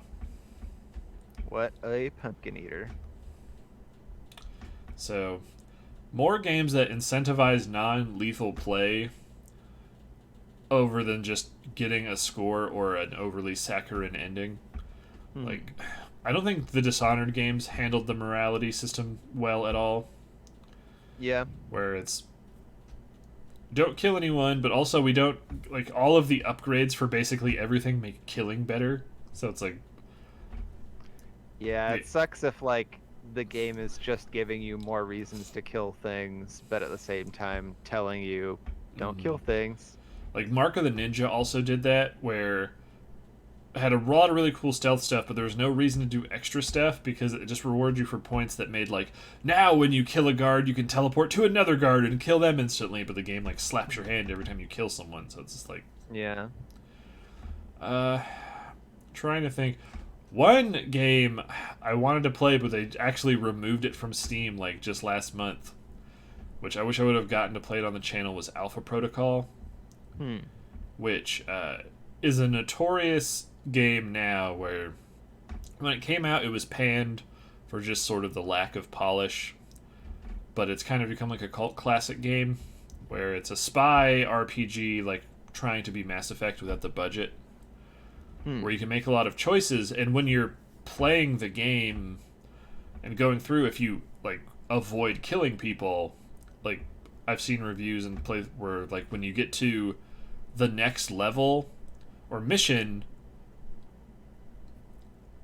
I think like one was like a guard can catch you, not like a cutscene, but like they see you, and then they recognize that you are a dude who like didn't kill this guy's friends at another thing, and they'll be like, I'll let you go this one time. And I'm like, that's awesome.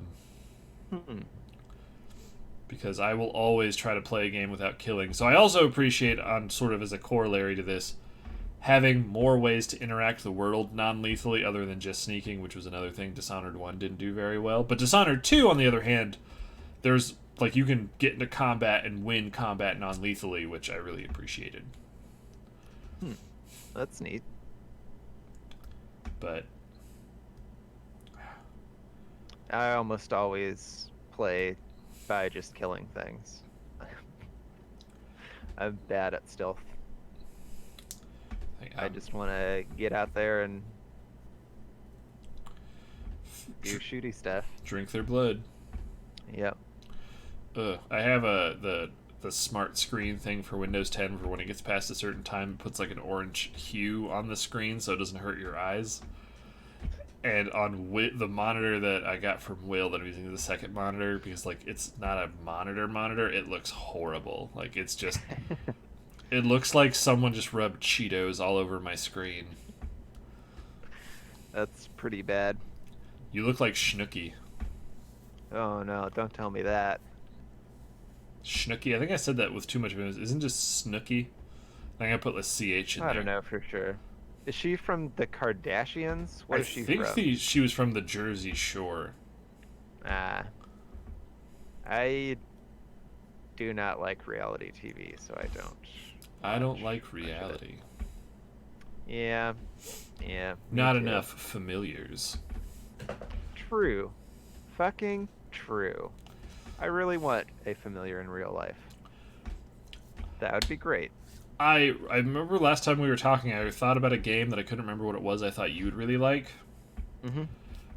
And I actually don't know now that I'm going to bring up. I'm going to ask you a question first. What are your feelings on puzzle games? Like a game like Portal? I don't play a lot of them, but the ones that I've played I generally liked. Okay. The game was Quantum Conundrum. I don't know if you've heard of that. I feel like maybe I have. It got a bit of Did it fan. have like a mad scientisty guy? Yes.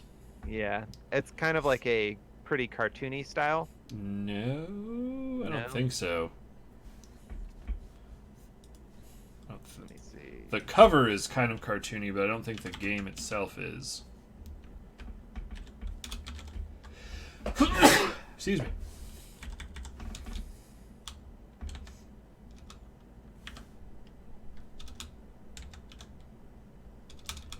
I forgot how to spell conundrum. Isn't that with a Q?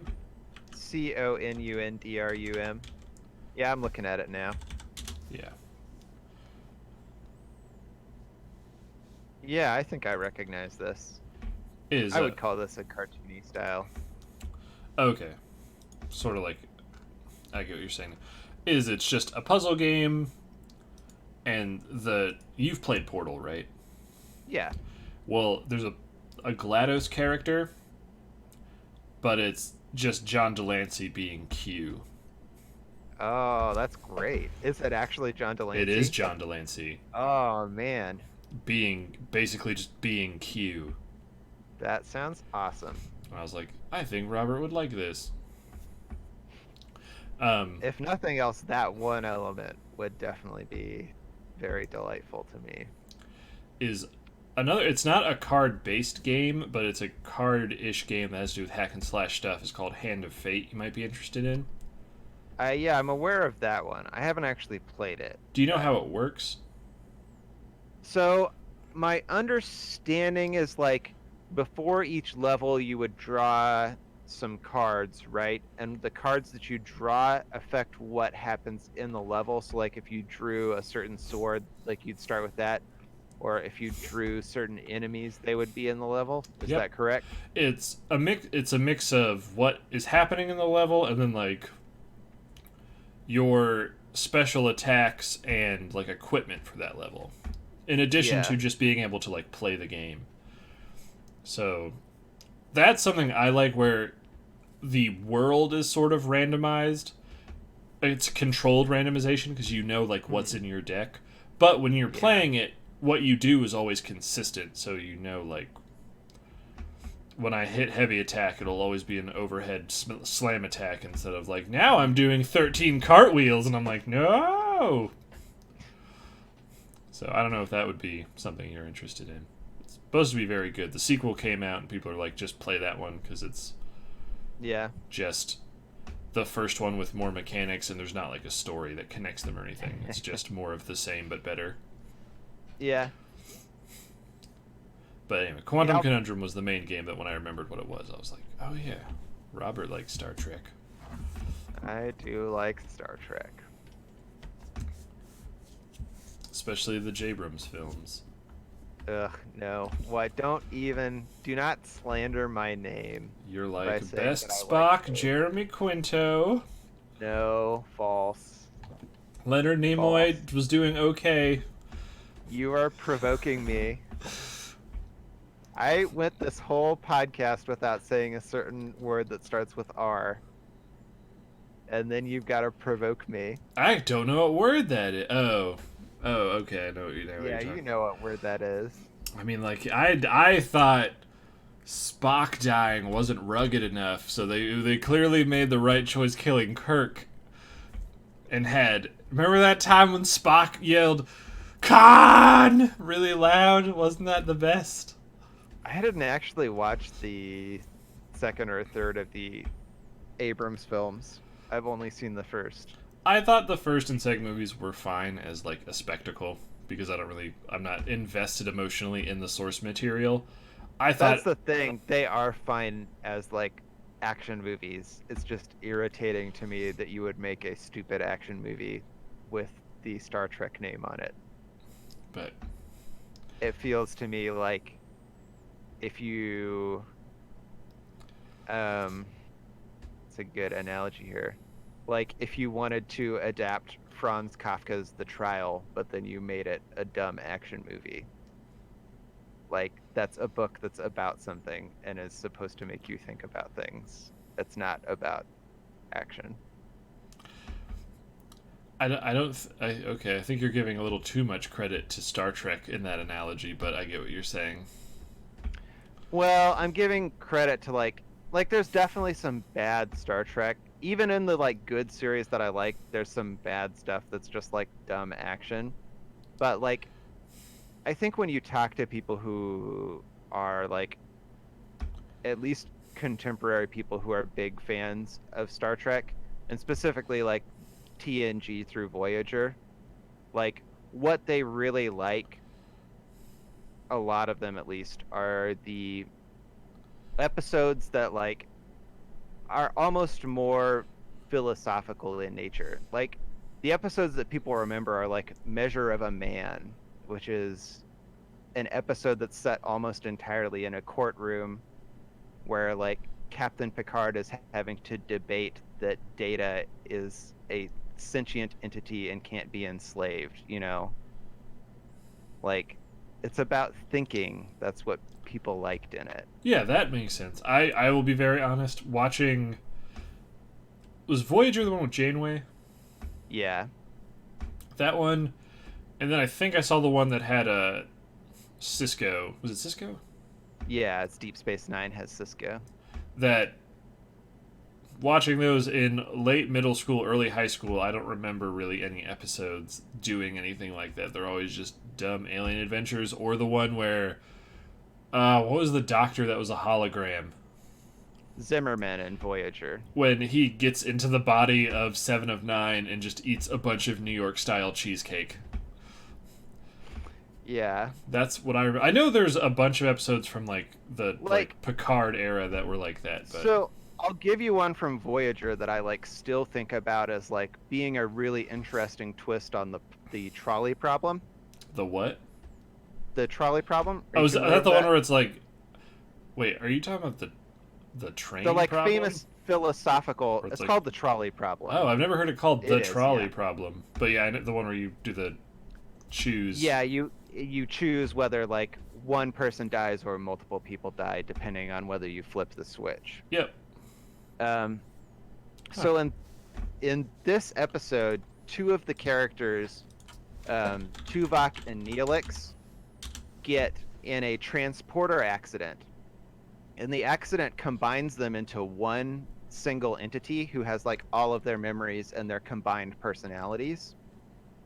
And when the accident first happens, everyone is immediately like, we're going to start doing the science to figure out how to reverse this.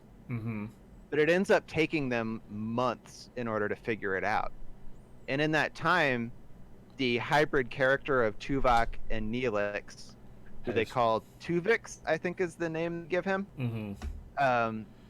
like starts to really become his own unique person, and like interacting with the crew and forming relationships. And by the time they figure out how to reverse the transporter accident, he says to them, I don't want you to separate me into two different people. But Janeway decides that no, she is going to separate him against his will into the two people he was before, believing that they as individuals would want to be separated. And like that's a weird moral question that would never happen in reality, but is also really interesting to me because I genuinely don't know what the right answer is there. What happened at the end of the episode? So in the end of the episode, because like it's TV and like it's gonna reset to normal most of the time, she ends up separating them, which is. And then do they feel anything about it or what? My recollection is they both feel like all right about it. Like none of them look at her and are like, I'm mad that you did that. But like, I don't know. When I'm thinking about morality, I would say I'm generally a utilitarian, but I'm definitely not a strict utilitarian. And that question to me of like whether it's okay to kill one person to save two is something that I don't know what the right answer is to. And it just seemed like an interesting twist on that question. to say like if you combine these two people into one person, is that a new person? Does that new person have rights, and do those rights supersede the rights of the two people that it was before? I mean, that is a very good one. But Lost Kingdoms is still dumb. I know you're trying to provoke me. I don't know why you want to hurt me so much tonight.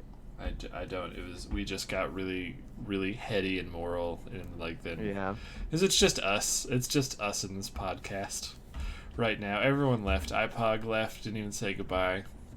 Yeah. I think that little error we had, probably everyone left then, and Makes sense. That yeah. is super weird that it crashed for everyone at the same time. Yeah. So I didn't get any error on like that was we didn't even have any dropped frames by that point really. We had Hmm. so that's why I was like, oh, Yeah. Well, maybe we just gotta like get on it faster next time. Test what happens if we refresh, and then be sure to say in chat like, "Hey, if you refresh, it'll fix everything." I didn't even think for some reason I thought after I refreshed it on mine it would have refreshed it for everyone else. Mm, So I didn't think that oh no they're still looking at a black screen. yeah. But anyway, so we were talking about game mechanics. Yeah. Yep.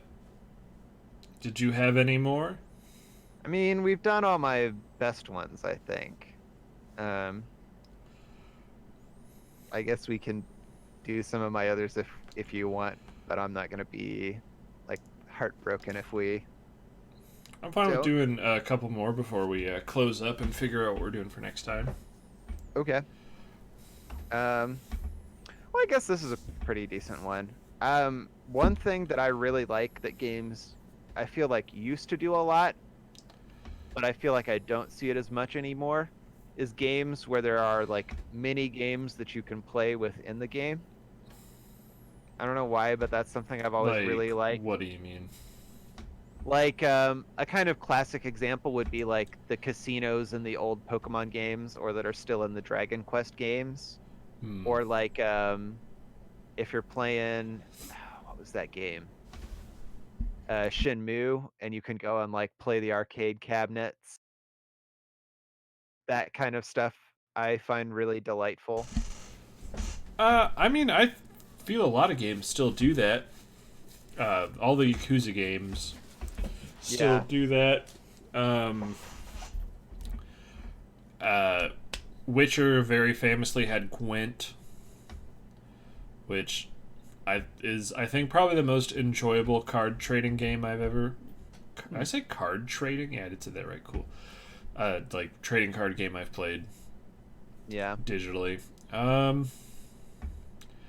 I thought you meant something like along the lines of like Blitzball or something. Where it's like I hate Blitzball. just as an off-note, why do you hate Blitzball so much? It just like never felt fun to me to play. And maybe it's because the only times I ever played it were like the one time in the game where you get forced to play it. Mm-hmm. Um, so like maybe if I had taken the time to learn how it actually worked, then I would have liked it. But I think every time that I played it, I was just like, this is a thing that's standing between me and the part of the game that I want to play more of. Gotcha. Gotcha. Trying to think of some other. Hmm. So another one, I really liked the game Viva Pinata, and I would really like to see more games that do like super in-depth gardening type things with like animals that wander around, and you're just like tending a small plot of land, putting plants and animals in, and watching them do plant and animal things. I don't. I don't know what demographic you belong to anymore when it comes to like when someone's making something and they're like I feel like this is our target audience and then it's just everyone and then you're over here and they're like that there's not enough turn-based watermelon growing. I would be into that. I Have you mean, tried I think Stardew Valley? yeah, Yeah, I played a lot of Stardew Valley, Okay. and I do like that game, but it's not exactly the same as like what I want in this case. Like, there's a lot of fucking about on not the farm in Stardew Valley. I want to be like just in the area of the garden, Almost like you're making a decisions god that, making a Zen garden sort of thing, rather than being a yeah, physical entity in the thing moving around. yeah, literally exactly. I want Viva Pinata 3, But there just was a like, second one? yeah, Oh. yeah. I want Viva Pinata 3. It doesn't have to be pinatas. I don't care about that, but I do like the mechanics of that game, and I want to see them built upon, made more interesting and nuanced. And I want to make pinatas bone. That is understandable. Was Viva Pinata a game or a TV show first? I think it was a game first. I'm fairly confident in that. It might have been one of the Xbox launch titles. That's probably not right. The 360, because it was on the 360, and it was like, Yep. oh, it was? No, sorry. Well, No. no, I was saying yes to what Well, you just said. it was just like one of the games that I think Microsoft used to try and say, like, there are family games on our console that you can only play on Xbox. Okay, that's what it was. Because I was like, wait a minute. It was conceived as a video game first, but like it simultaneously came out as a game and a TV show at the same time. Huh. Because Weird. I remember seeing the TV show, like commercials for that on like 4Kids Foxbox stuff before I saw that it was a game. So I thought it was a game that was made from the TV show, and I tended to avoid that sort of stuff Gotcha. Yeah, I've never watched the TV show. because I like I've hated only the ever played commercials for it. It looked super irritating. Yeah. So everyone's like, "I like this game." I'm like, "Oh man, all my friends are super I irritating." feel like it would be a really irritating TV show. Like, there's no part of that game that makes me think I would want to watch it as a TV show. Like, there's no story at all, really. It's just an experience of you building up the garden. Well, they made a TV show story out of it. Bad call. All right. So we need to make you a Zen garden game where you grow your seeds, but the seeds are in a deck of cards, and then every time you plant something, the next time, like, I want to plant, but too bad you got all the spade cards, so now you have to spend that turn digging. Yep.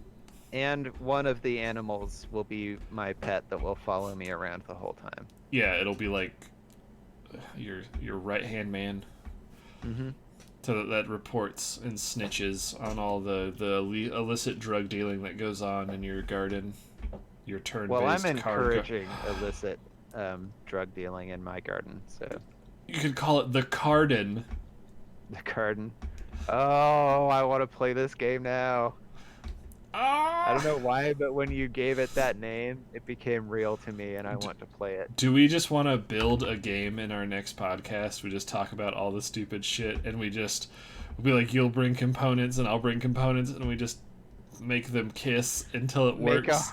Make a horrific Frankenstein of a game. Yes. Yeah, that would be fun. All right. As my suggestion for the other one was best and worst moral choices in games. I've had to deal with many of those, and a lot of them are terrible. Yeah. But, did you have anything else to say before we start moving into the wrap-up? I don't think so. I will say this was a loosely successful podcast. Yeah. I think we would have had those people around if we hadn't had that crash. It was just bad luck. Yeah. And Fox Pixar's like weird insistence of looking at their poster and then this weird trailer that they clearly would have made on YouTube. Yeah. But hey, they hosted us, and I appreciate that. That was pretty nice of them. So, did you have any suggestions for a movie to watch? I did have That's a couple of things that I thought of. There's one in particular Have you ever seen the movie Visioneers? I don't think so. So it's a Zach Galifianakis movie. I for sure have not seen it. Okay, it's not like his normal movies though. I'd say it's probably a like dark dramedy is the way that I might describe it. Set in a pseudo dystopian universe where almost everyone works for one large corporation.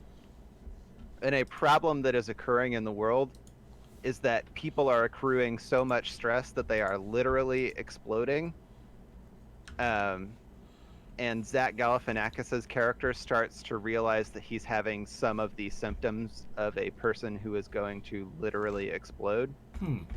Um, it's a movie that I really, really liked when I was in college, and I haven't watched it since then, and was thinking about it recently since I've been reading 1984, just because they're both like dystopian worlds. That like play a lot with what the psychology of a person living in this world would be like. I don't know if I'll still like it or if it will still hold up for me, but I feel like I'd really like to rewatch it, and I feel like it could be an interesting movie to talk about. Okay. Do you have any other ones? So the one other thing I'd thought of was just like, I know last time and this time also you'd mentioned wanting to watch some more Hitchcock, and I would happily watch another Hitchcock movie.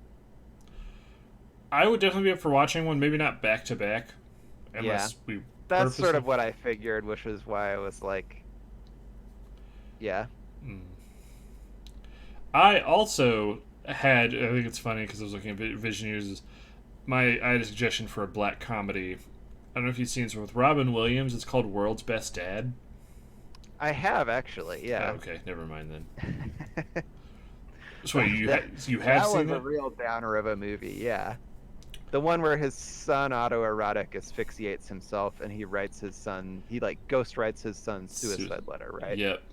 Yep. That was just like the most not Robin Williams, but also at the same times Robin Williams setup I'd ever heard of. Yeah. And then I was like, what? I'm going through cult movie. I'm sure you've seen Donnie Darko, right? Yeah. Okay. Just trying to look up cult films that either I haven't seen or it has been so long.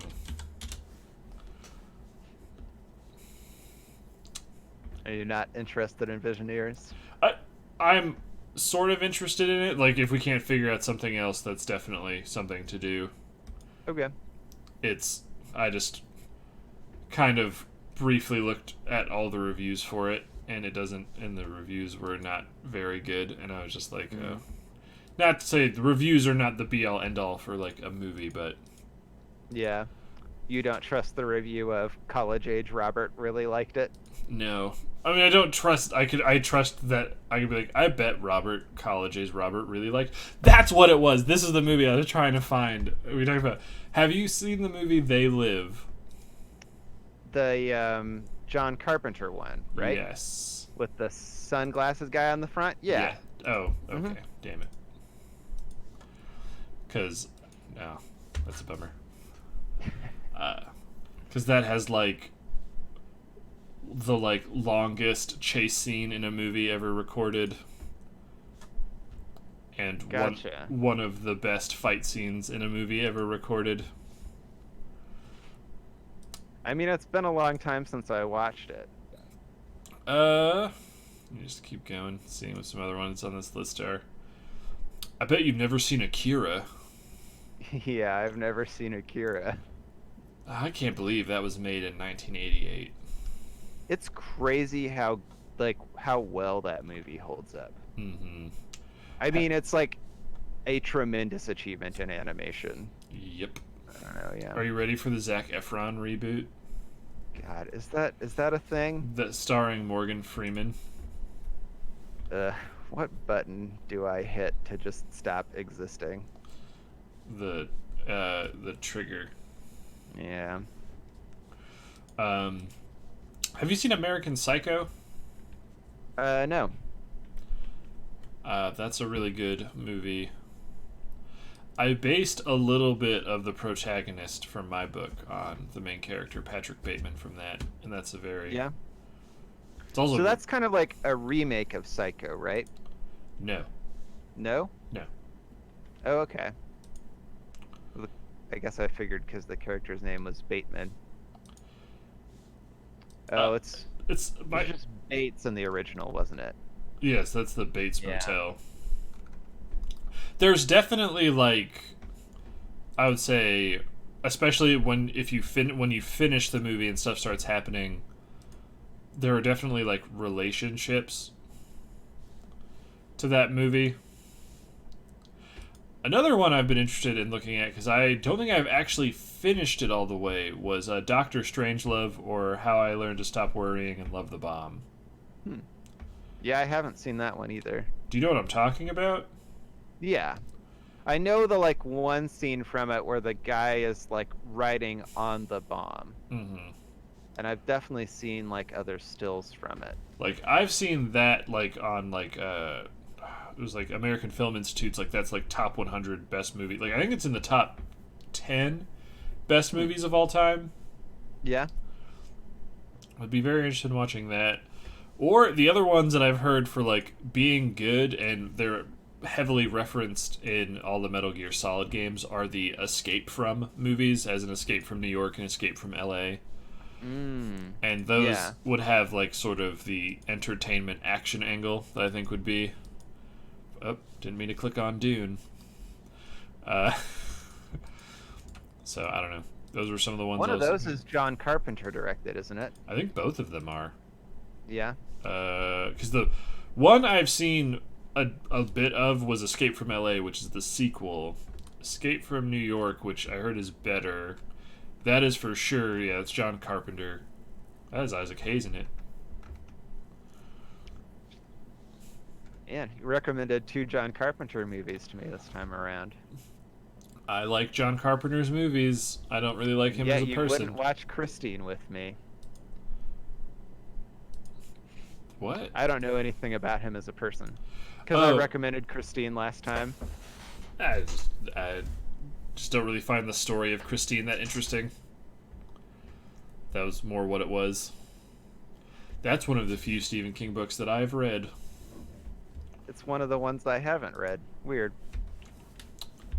I was debating reading that next or 1984, and I picked 1984. I was about to blow your mind with the third one. I was like, another really good one is Big Trouble in Little China.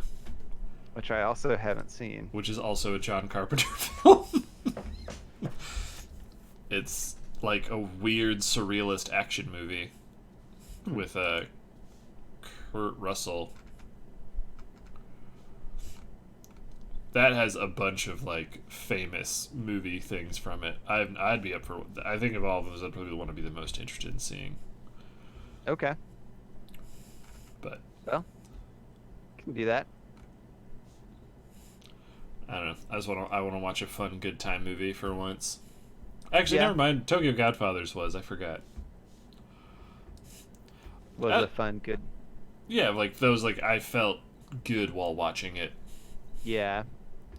Have you? I get that feel. Ever heard of an animated film called Fritz the Cat? I don't know anything about it, but I've definitely heard the name.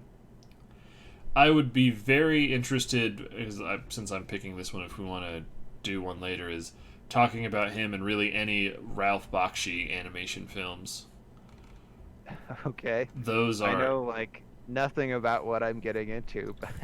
I mean, it's just this person, this director who has so many amazing animated films, and is also just has a very interesting life. Did you ever see the old animated Lord of the Rings movie?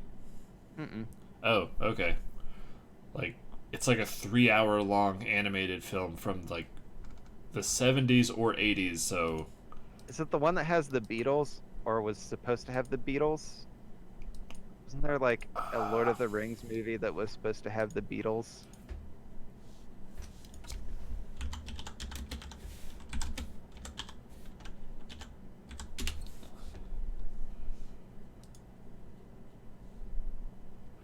Am I crazy? There was a movie that the Beatles wanted to make, a Lord of the Rings movie with Stanley Kubrick. Gotcha. But no, That would have been weird. that would have been weird. I feel like people would have died making that movie. Oh, that's another movie I haven't seen.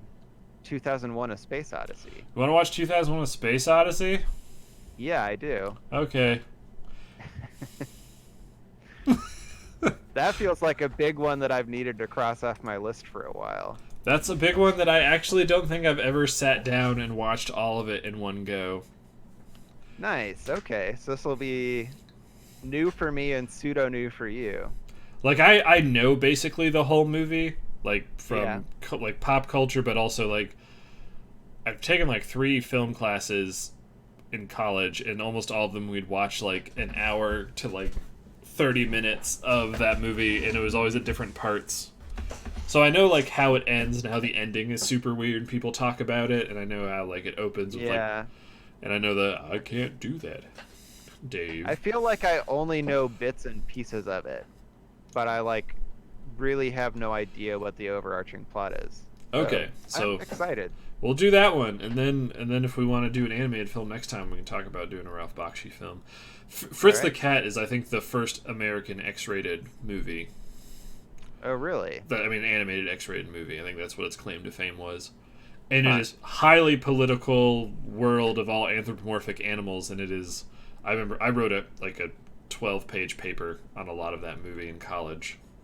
That sounds pretty interesting too. But anyway, that's the thing for future. Ralph Bakshi in and of himself just has so much about him that is like this weird Jewish immigrant who grew up in Harlem and just makes movies about all of those cultures at the same time. But 2001 will probably get more people to pop in. And it's also like one of the greatest movies ever made. So alright, we have 2001: A Space Odyssey.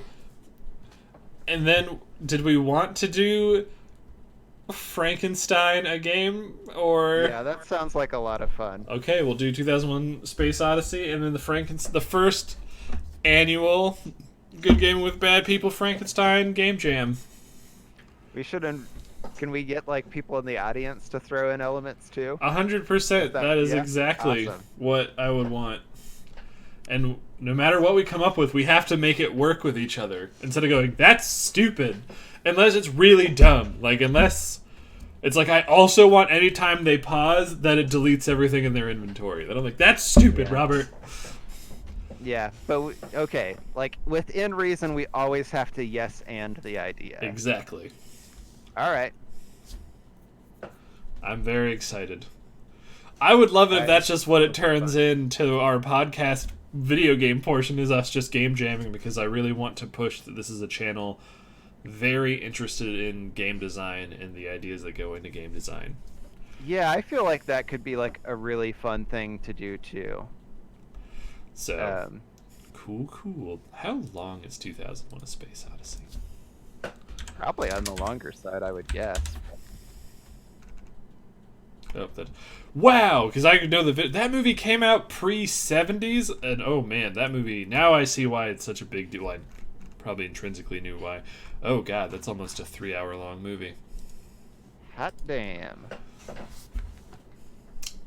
When am I going to watch? I guess I can watch it Saturday. I'll still be home by myself. Don't come invade me. Like Dark Souls, not like Home Invasion. I was trying to make it fun. Yeah. That would scare the shit out of it. Like, could you imagine just, like, sitting in your room and then just, like, a text box popped up that said, like, Bump Chumper 69 has invaded your world, and there's just, like, a red glowing person just running through your house, knocking all your shit off of all your shelves. Damn, I shouldn't have said that, because we could make that into a YouTube I video. would be so mad.